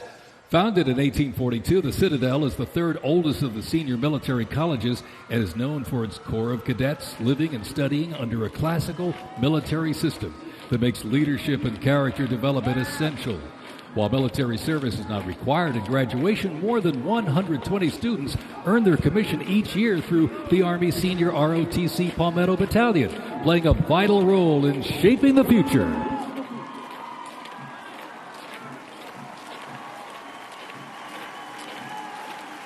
As one of the nation's senior military colleges, Texas A&M University is home to both Army ROTC and the renowned Corps of Cadets. The Corps of Cadets' central purposes has remained building individuals that exemplify respect, excellence, leadership, loyalty, integrity, and selfless service. Students at the university who participate in the Army ROTC earn their commission as officers ready to serve on active duty in the National Guard or Army Reserve. Each year, the Army Senior ROTC Warrior Training Battalion at Texas A&M proudly commissions more than 90 second lieutenants and is honored to shape the future leaders of the U.S. Army.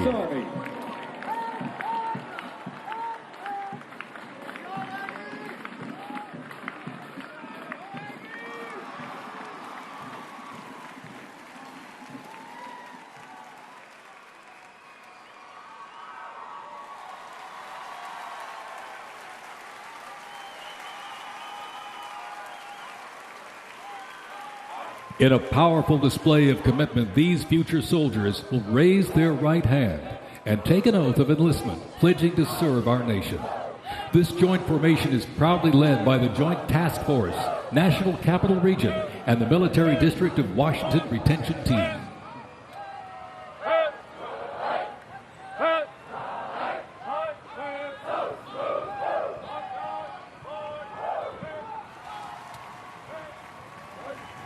Shaping tomorrow's Army, West Point's most inspiring cadets remind us that America's future is courageous and in capable hands.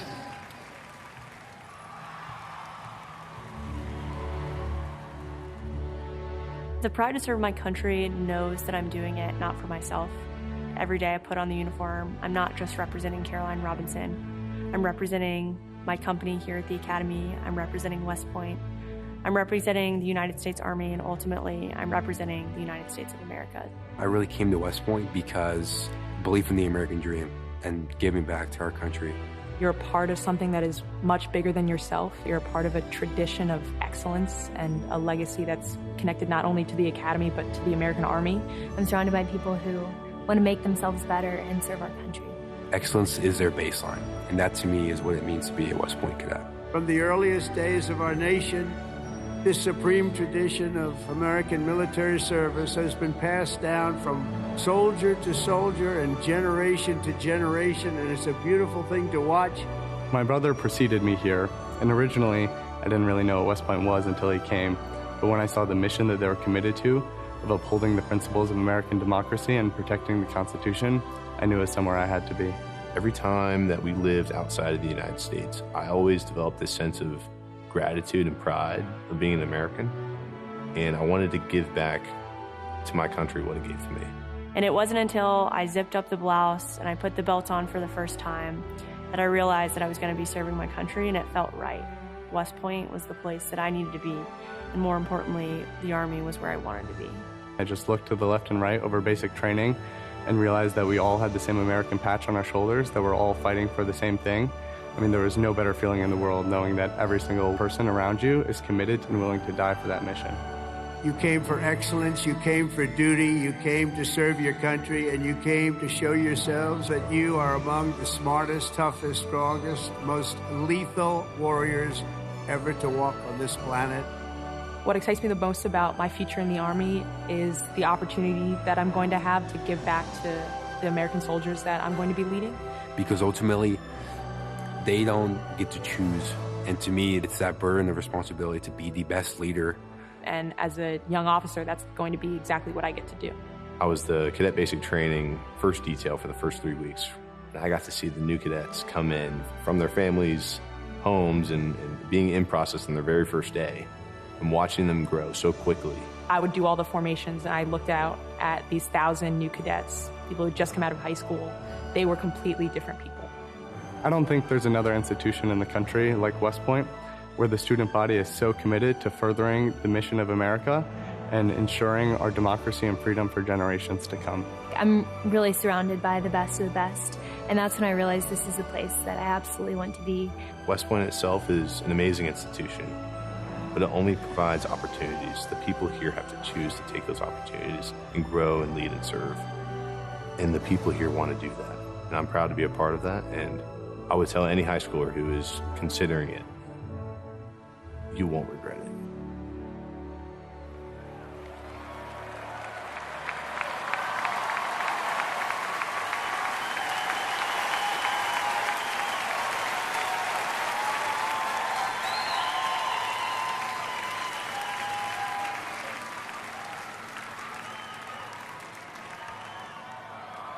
Left. Face. Mr. President, First Sergeant Norton reporting for duty, sir. Ready to commence the ceremony as directed. I state your name. Do solemnly swear. That I will support and defend. The Constitution of the United States of America. Against all enemies. Foreign and domestic. That I will bear true faith. And allegiance to the same. And that I will obey the orders. Of the President of the United States. And the orders. Of the officers appointed over me. According to regulations. and the Uniform Code of Military Justice. And the Uniform Code of Military Justice. So help me God. So help me God. Congratulations. Congratulations. Welcome to the United States Army, and have a great life. Thank you very much. Have a great life. Thank you.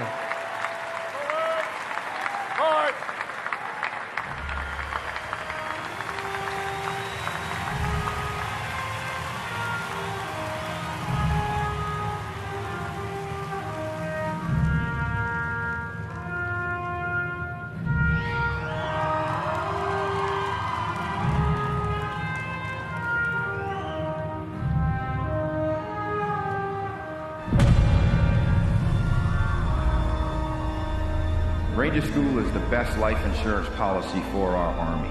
It will always end with two people facing off with each other, and we need young leaders to be able to close with and destroy the enemy and defend our nation's interests forward. Surrender is not a Ranger word. It's not an option. I know that I'm not going to be able to get to do this again. This is my chance. It all starts at the legendary Ranger School, the crucible where these elite warriors are forged. It has been described as the longest approved gut check in the Army. Over 62 days, students will patrol hundreds of miles over mountains and through swamps under the crushing weight of their equipment. All the while, they are deprived of both food and sleep, forced to perform at the very edge of their physical limits. But it's not just the physical challenges that make Ranger School so intense. The mental strain will break these soldiers down to their core. If I have a come-to-God moment, I have to take my PC off my patrol cap. And on the inside of that, my commander gave me a Ranger tab, the yellow and black one that you get during graduation. And I pinned it to the inside of my PC. Ranger School is not for the faint of heart, but for those who are up to the challenge, it is the ultimate proving ground. They already didn't have enough beds for the people in our company. And our eyes reminded us that we don't have enough beds because there's not going to be this many people by tomorrow. Just a slight reminder that there's too many of you anyways, and not all of you are going to pass.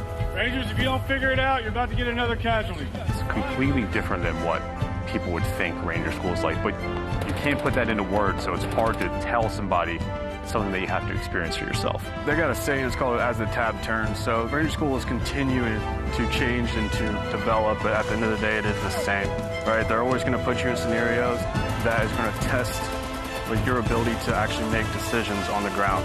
As you go through Ranger School, it is a gut check. It's going to check you out. And what's going to get you through it is whether you have it or not. Thousands and thousands of soldiers train all their lives to come here, prepare themselves to come to Ranger School, and only a few hundred leave here every class with the tab. It's not for everyone. I'm not going to leave until I get it, so just buckle down, stop complaining, and just get the job done.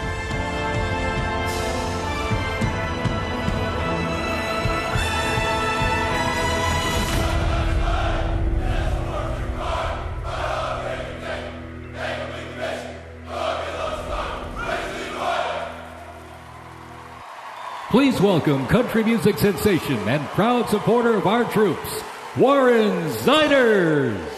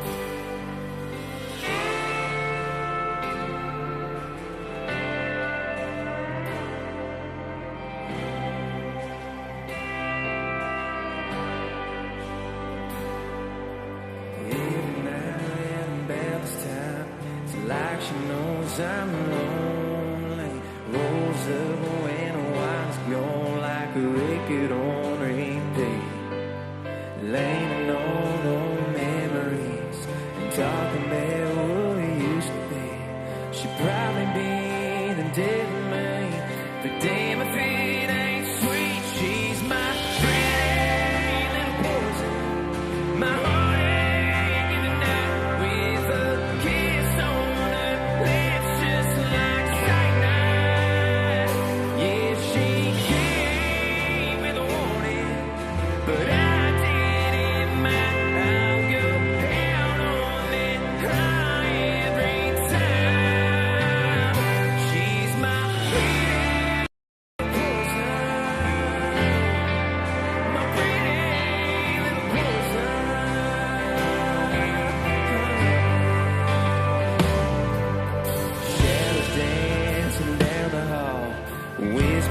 yeah, she wants me. Try my best not to fall where she falls into me. We all need some kind of fix. For me, she's the one to pick. Nothing else will do the trick. She's all I need. She's my pretty little poison. My heartache in the night with a kiss on her lips just like cyanide. Yeah, she came with a warning, but I didn't mind. I'll go out on that high every time. She's my pretty little poison. My pretty little poison.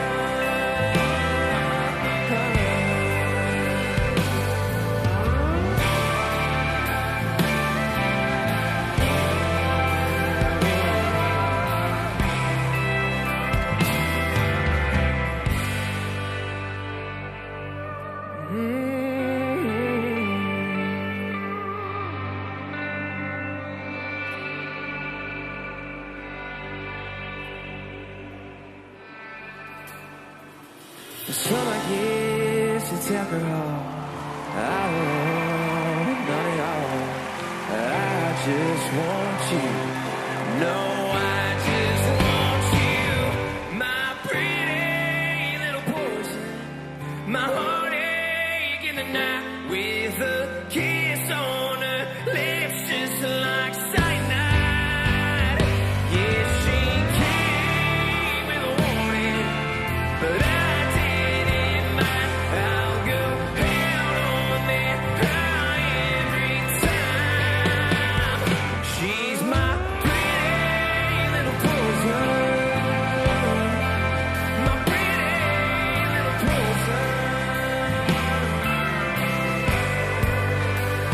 She's my pretty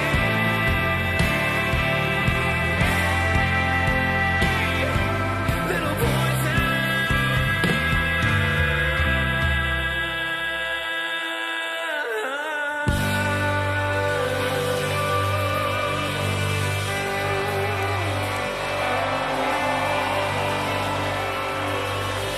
Thank you. I'm not gonna lie, y'all. I'm nervous, but I would just like to say thank you so much for having me here tonight. I am just so fortunate to be here in front of y'all, and thank you guys so much for what you guys do. And honestly, happy birthday, y'all. Happy birthday.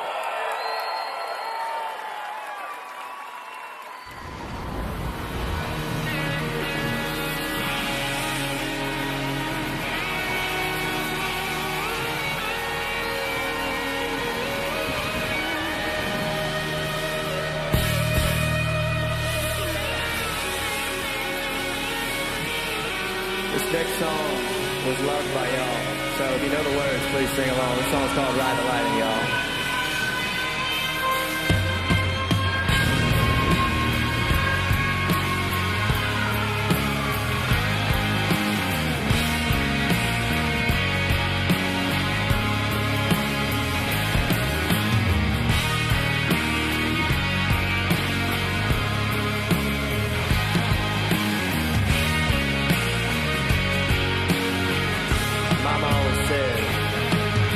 Mama always said I was born on the white side.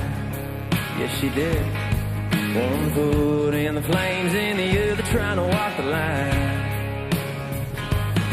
Can't say I never saw it coming. I could see the warning signs. Mama always said I was born on the wild side. I guess Mama was right. 'Cause when the clock strikes midnight, gonna ride the lightning, feel the thunder, till the darkness pulls me under. Gonna fly on wings of fire, breathing good, Lord lifts me high. Singing, oh, when they call me on. Singing, oh, when they call me on. Gonna ride the lightning.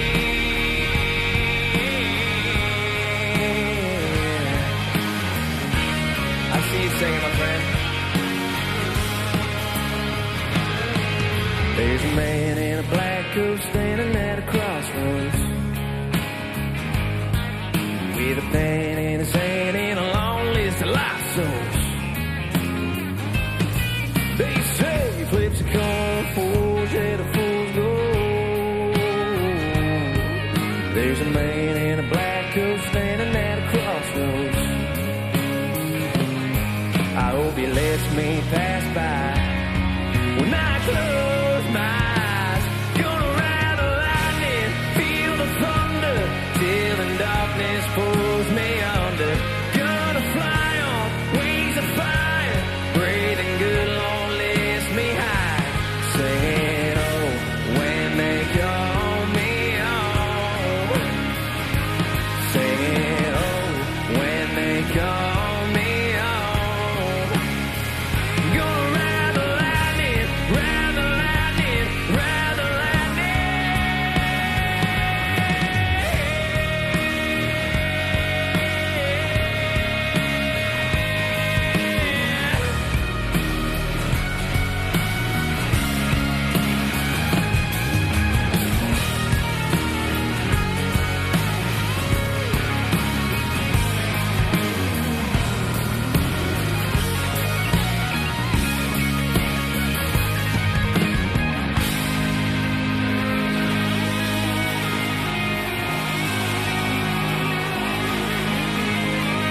We got one more chorus, y'all.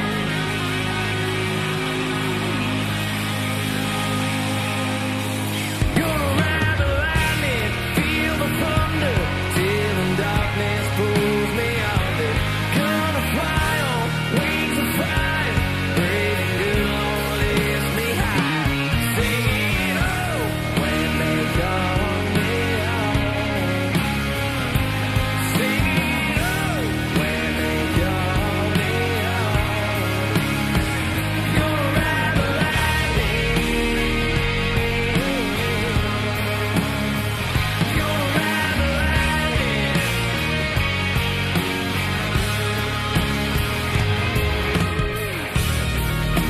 Ladies and gentlemen, everybody here, everybody that has attended tonight, I just want to say thank you so much.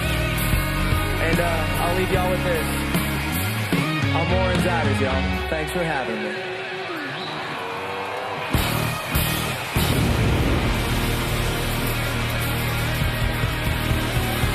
It has been my honor, ladies and gentlemen. I really mean that. Thank you so much.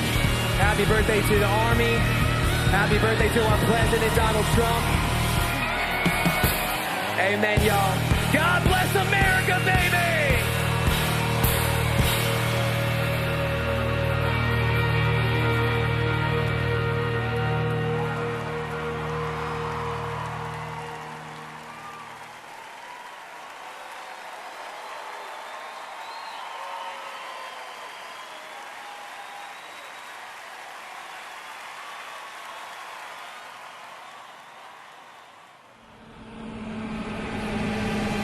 This week we honor 250 years of valor and glory and triumph by the greatest fighting force ever to walk the face of the earth, the United States Army. Each of you on the field today is among the most talented members of your generation. You could have done anything you wanted. You could have gone anywhere. You could have gone to any school. Matt's incredible heroism helped ensure that not a single American soldier died in the Battle of Shock Valley. For 2.5 centuries, our soldiers have marched into the raging fires of battle and obliterated America's enemies. The dignity, daring, and devotion of the American military is unrivaled anywhere in history and any place in the world. Our soldiers do not rest until they win. Our citizens know that you're standing guard, killing terrorists, crushing our enemies, and keeping America safe. But you're also keeping us strong and proud and mighty and free. This week we remember that we only have a country because we first had an army. As President of the United States, let me express my undying gratitude for every soldier here today, for every veteran and their incredible families, and for every patriot who has worn the uniform. Our debt to you is infinite and everlasting. With the grace of God, America will always prevail.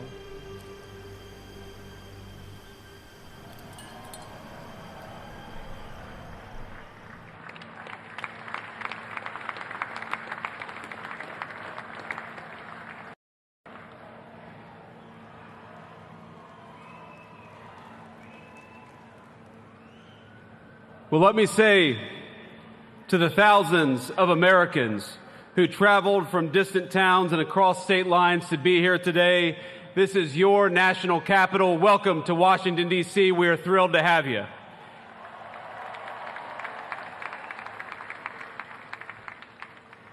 This evening, as we celebrate the 250th anniversary of the United States Army, the oldest branch of the greatest fighting force ever known to man, I want to say to all the soldiers all across our nation's capital and all across the world, happy birthday, soldiers. We're proud of you.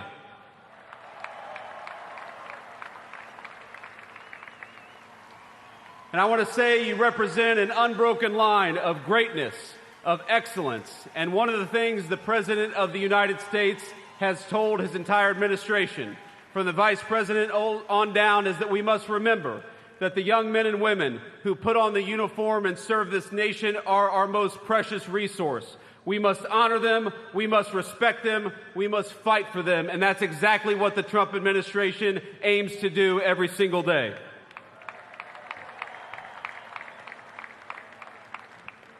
And so to our soldiers, we're so proud of you, and let me tell you that the way that we honor and respect you is, number one, we never ask you to go to war unless you absolutely have to. And number two, when we do ask you to go to war, we give you the weapons and the support needed to kick the hell out of the enemy and come back home safely.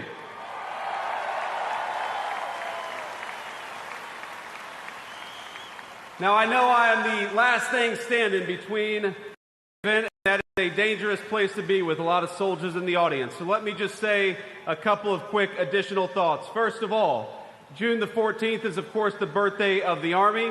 It is, of course, the birthday of the President of the United States. And happy birthday, Mr. President.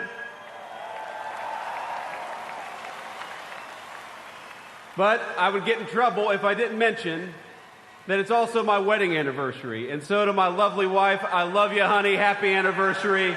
And thank you for everything that you do for our country. So without further ado, it is my pleasure to introduce the 45th and 47th Commander-in-Chief of the United States military, President Donald J. Trump.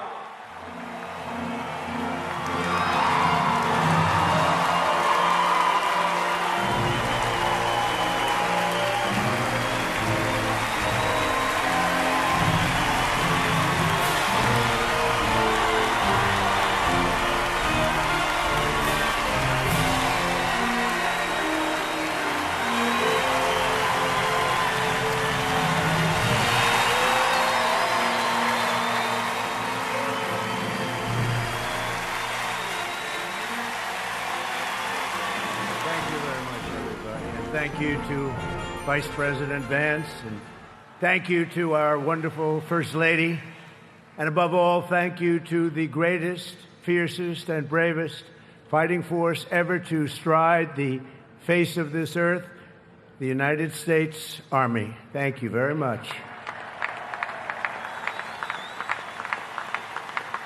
Because the Army keeps us free, you make us strong, and tonight you have made all Americans very proud. They're watching from all over the world, actually. Made them all very proud. Every other country celebrates their victories. It's about time America did too. That's what we're doing tonight. And watching this magnificent display, our souls are filled with gratitude for every generation of warriors who have worn the uniform all the way back to the very beginning. So to every veteran across our land and right here in our nation's capital, including 6 recipients of the Congressional Medal of Honor, We love you, we honor you, and we salute your noble service to our flag and to our country. As we celebrate tonight, we also think of the hundreds of thousands of Army soldiers who have made the supreme sacrifice for our nation and selflessly laid down their lives in every war, from the Revolution to the War on Terror. To the Gold Star families with us today, the courage of your heroes is the bedrock on which our entire nation stands. We thank you. Yes, we thank you. Today we commemorate an event that did not just change American history, but changed the history of the entire world. With the creation of America's Army on June 14th, 1775, liberty got its shield and the freedom got its sword. Those first Army patriots in the American Revolution fought against a fearsome enemy and impossible odds, but they were armed with a righteous cause. They were led by an indomitable commander, a truly great man, General George Washington, and they were united by an eternal creed. Their motto was victory or death. Over the past 2.5 centuries, our warriors have shown unrivaled valor on fields of battle around the globe.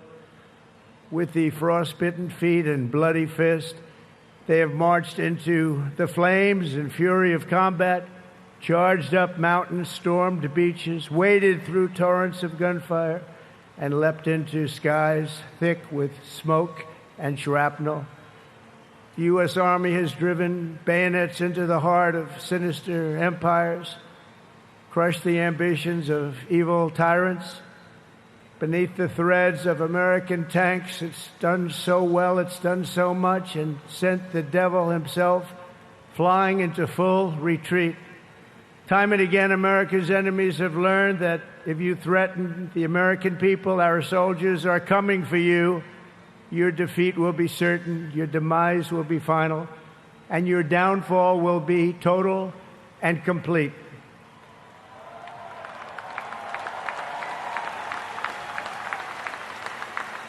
Because our soldiers never give up, never surrender, and never, ever quit. They fight, fight, fight, and they win, win, win. And that's why no institution in history has entered more names into the roster of American heroes than the U.S. Army, the Congressional Medal of Honor, more than anyone or anything. There was Mad Anthony Wayne, asked by George Washington to lead a daring midnight raid up the cliffs of Stony Point with unloaded muskets and only their bayonets to fight the redcoats. Mad Anthony replied, "Issue the order, sir, and I will storm into hell for you." Then there was the Civil War general, John Corse, shot in the face in combat. He fired off a message to his commander: "I am short a cheekbone and one ear, but I am able to whip the hell out of all of them." He stayed on the front lines, it seemed forever. In World War II, there was the great Creighton Abrams, besieged on all sides by the Nazis at the Battle of the Bulge. He boldly proclaimed, "They've got us surrounded again, the poor bastards." This is the fighting spirit and unyielding force of the U.S. Army. It has never changed, and it will never, ever change, because there is no earthly force more powerful than the brave heart of a U.S. infantryman or an Army Ranger, paratrooper, or Green Beret. They are the best. They are the finest. From Bunker Hill to San Juan Hill, from Gettysburg to Guadalcanal, from Yorktown to Shiloh, and from the trenches of the Argonne to the mountains of Afghanistan, the Army has forged a legacy of unmatched courage, untold sacrifice, and unequaled and undying glory. Our soldiers have poured out their blood by the bucketful on Missionary Ridge, and Heartbreak Ridge, on the sands of Sicily, Normandy in the Philippines, and on the dusty streets of Da Nang, Baghdad, and Fallujah. Thanks to their extraordinary service and devotion, 250 years later, America stands tall, America stands proud, and America stands free. We're the hottest country in the world right now, and our country will soon be greater and stronger than ever before. Down through history, we've been blessed beyond words by this valiant legion of Army warriors and patriots, heroes and legends.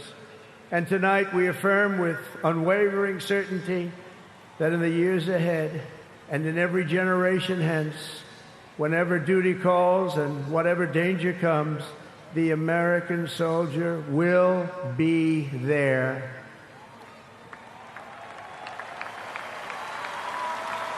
No matter the risk, no matter the obstacles, our warriors will charge into battle. They will plunge into the crucible of fire, and they will seize the crown of victory, because the United States of America will always have the grace of Almighty God and the iron will of the United States Army. Congratulations to everybody. We love our country. We've never done better. Thank you. God bless you. God bless the Army, and God bless America.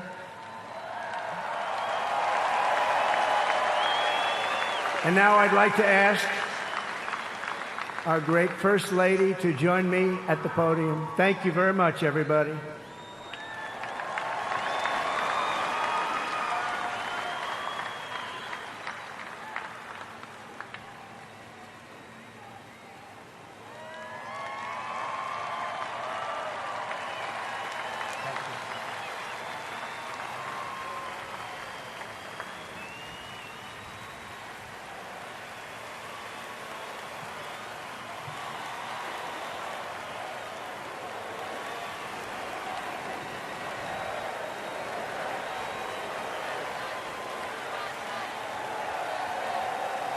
Mr. President, on behalf of the United States Army, the Army Golden Knights, I would like to present to you this flag, which was flown over our nation's capital in free fall during the Army's 250th birthday celebration.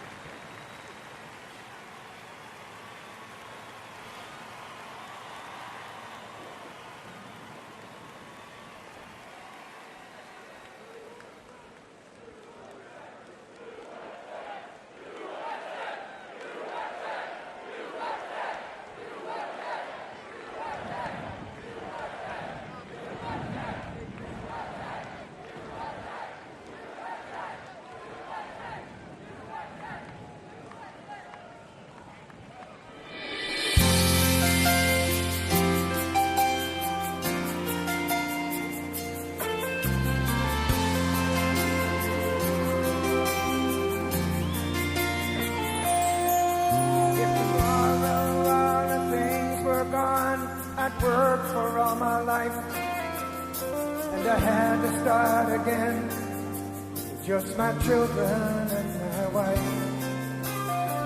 Thank my lucky stars to be living here today, 'cause our flag still stands for freedom, and they can't take that away. And I'm proud to be an American, where at least I know I'm free. And I won't forget the men who died, who gave that right to me. And I gladly stand up next to you and defend her still today. 'Cause there ain't no doubt I love this land. God bless the USA.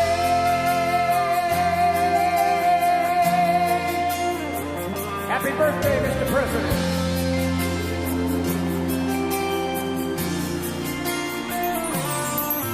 From the lakes of Minnesota to the hills of Tennessee, across the plains of Texas, from sea to shining sea, from Detroit to Houston, and New York to LA. There's pride in every American heart, and it's time we stand and say, sing it with me. I'm proud to be an American, where at least I know I'm free, and I won't forget the men who died, who gave that right to me, and I gladly stand up next to you and defend her still today, 'cause there is no doubt I love this land. God bless the USA.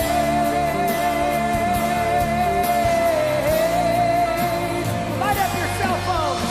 And I'm proud to be an American, where at least I know I'm free.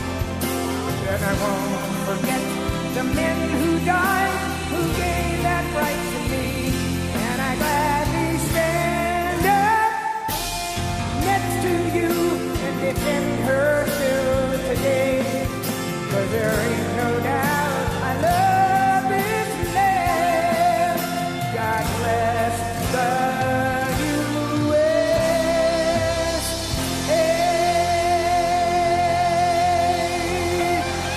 God bless the United States Army.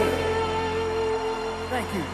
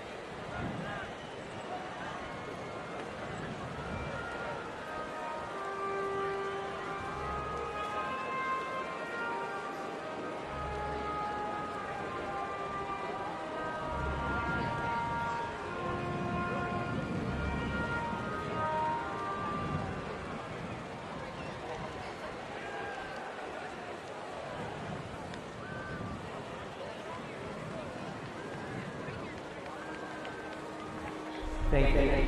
Thank you. Thank you, U.S. Army. Thank you. Thank you. Thank you.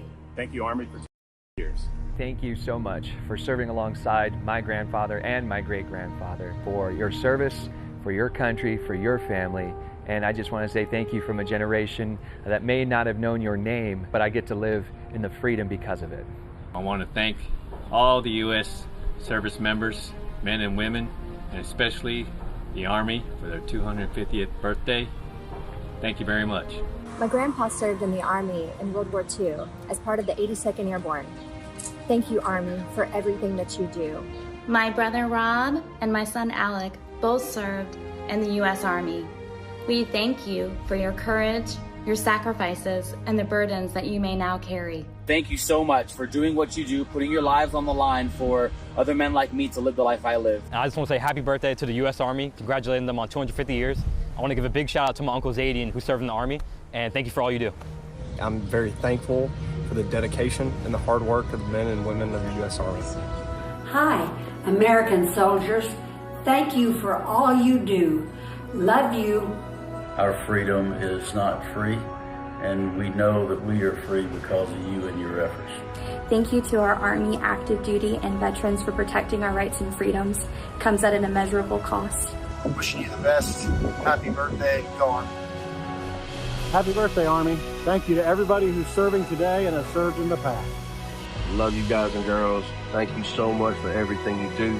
A big thank you to the men and women that serve our country and everything you guys do for us. Thank you, Army, and happy birthday. Happy birthday, Army. Happy birthday, Army. Happy 250th.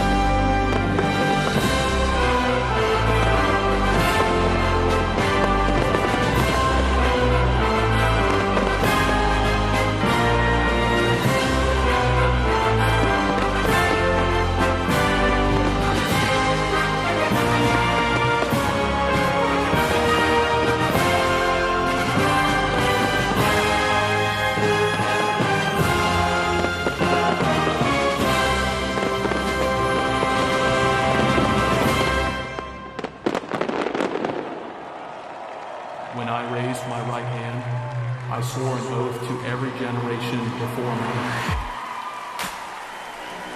I wear the same branch insignia as the soldiers who crossed the Delaware. Before there was a nation, there was an army.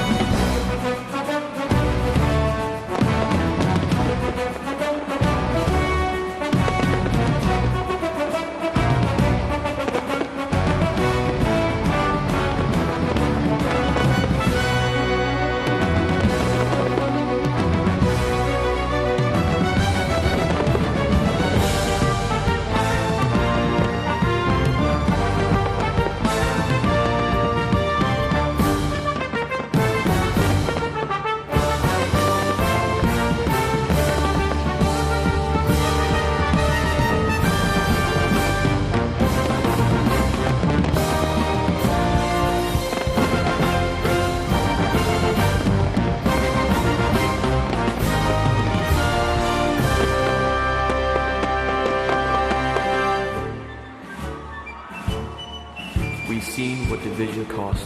I serve because unity is worth the fight. I carry that legacy forward every time I put on this uniform.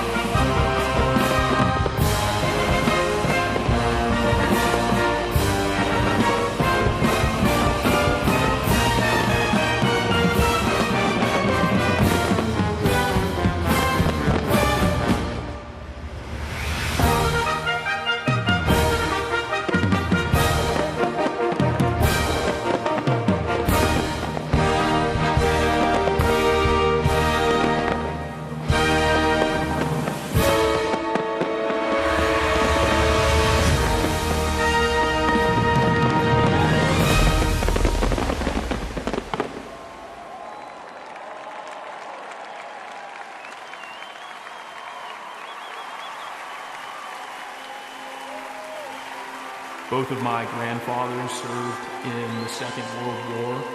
They answered the challenges of their time, and it is my goal in this uniform to answer and meet the challenges of my time head on.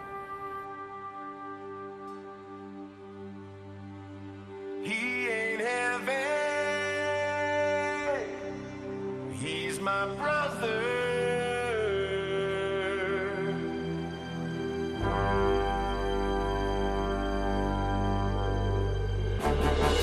Duty, honor, country. Those three hallowed words reverently dictate what you ought to be, what you can be, what you will be. Heads are up, the chests are out, the arms are swinging, a cadence count. Sound off. 1, 2, sound off. Bring on now. 1, 2, 3,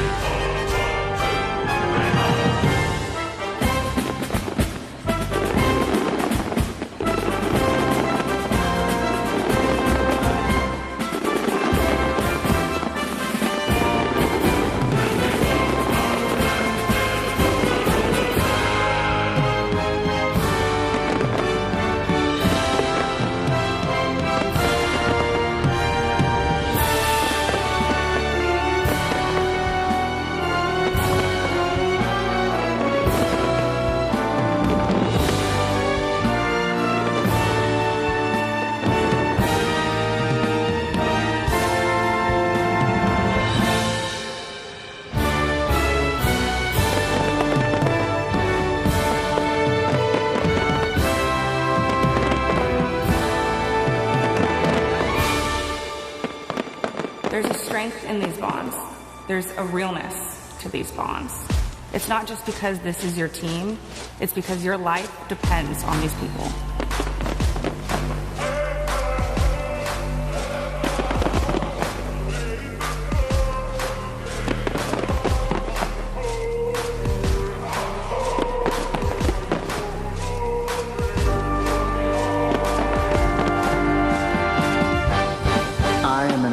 Soldier. I'm a warrior and a member of the team. I serve the people of the United States and live the Army values. I will never accept defeat. I will never quit. Trained and proficient in my warrior tasks and drills. I am an expert and I am a professional. Enemies of the United States of America in close combat. I am a guardian of freedom and the American way of life. I am an American soldier. I am an American soldier. I am an American soldier. So on we go. 'Cause welfare is my concern. No burden is he to bear. We'll get there. For I know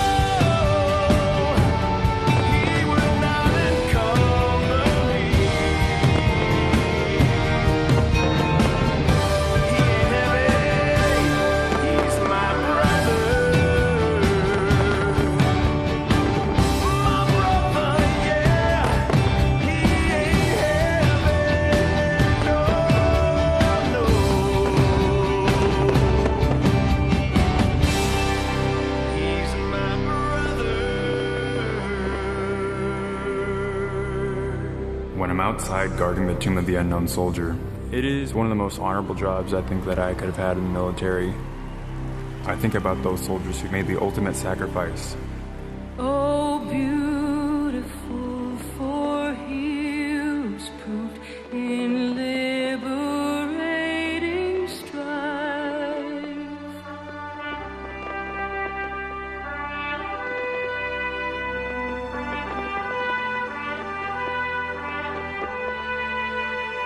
Who more than self their country loved, and mercy more than love.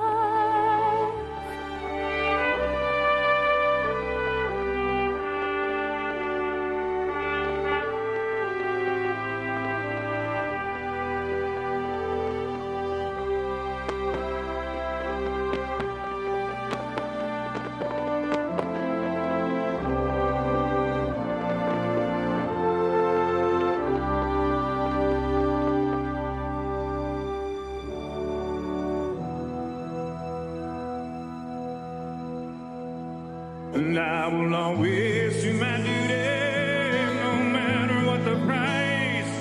Hey, I've counted up the cost, I know the sacrifice. Oh, and I don't want to die for you, but if dying's asking me, I'll bear that cross with honor. Hey, freedom don't come free. I'm an American soldier, an American. Beside my brothers and my sisters, I will proudly take a stand. When liberty's in jeopardy, I will always do what's right.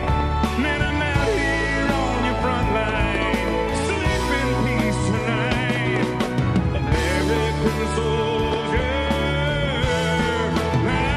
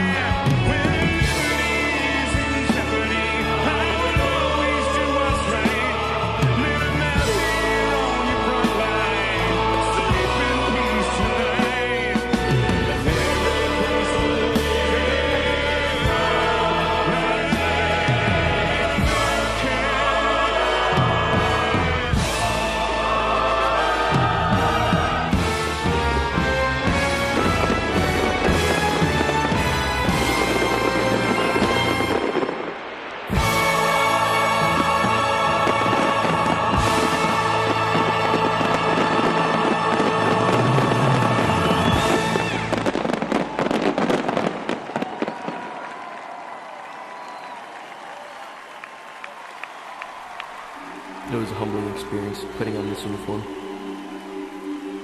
I believe this uniform is a symbol of trust, and it represents the highest ideals of our country.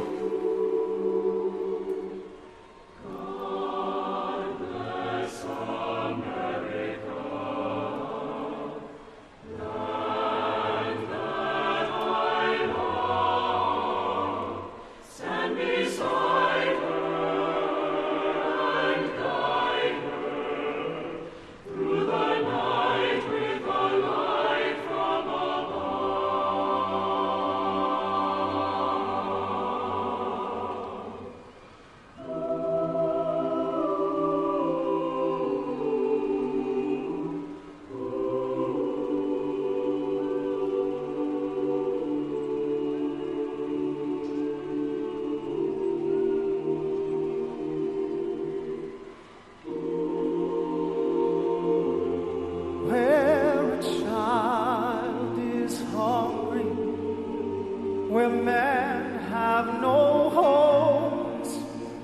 where the powerless are yearning to breathe free. May we fight for justice till there's justice for all, and become what God meant us to be. I pledge my allegiance to the grand old flag and the promise of hope from sea to sea. Under God, one nation undivided, we will stand 'neath the banner of liberty.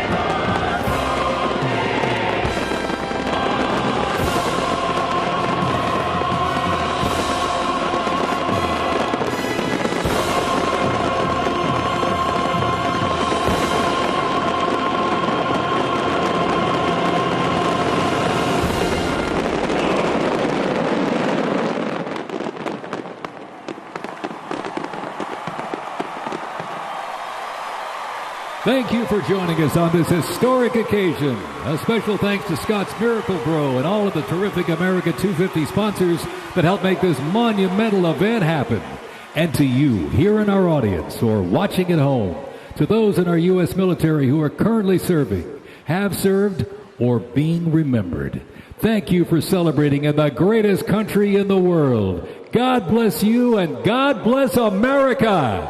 Good night.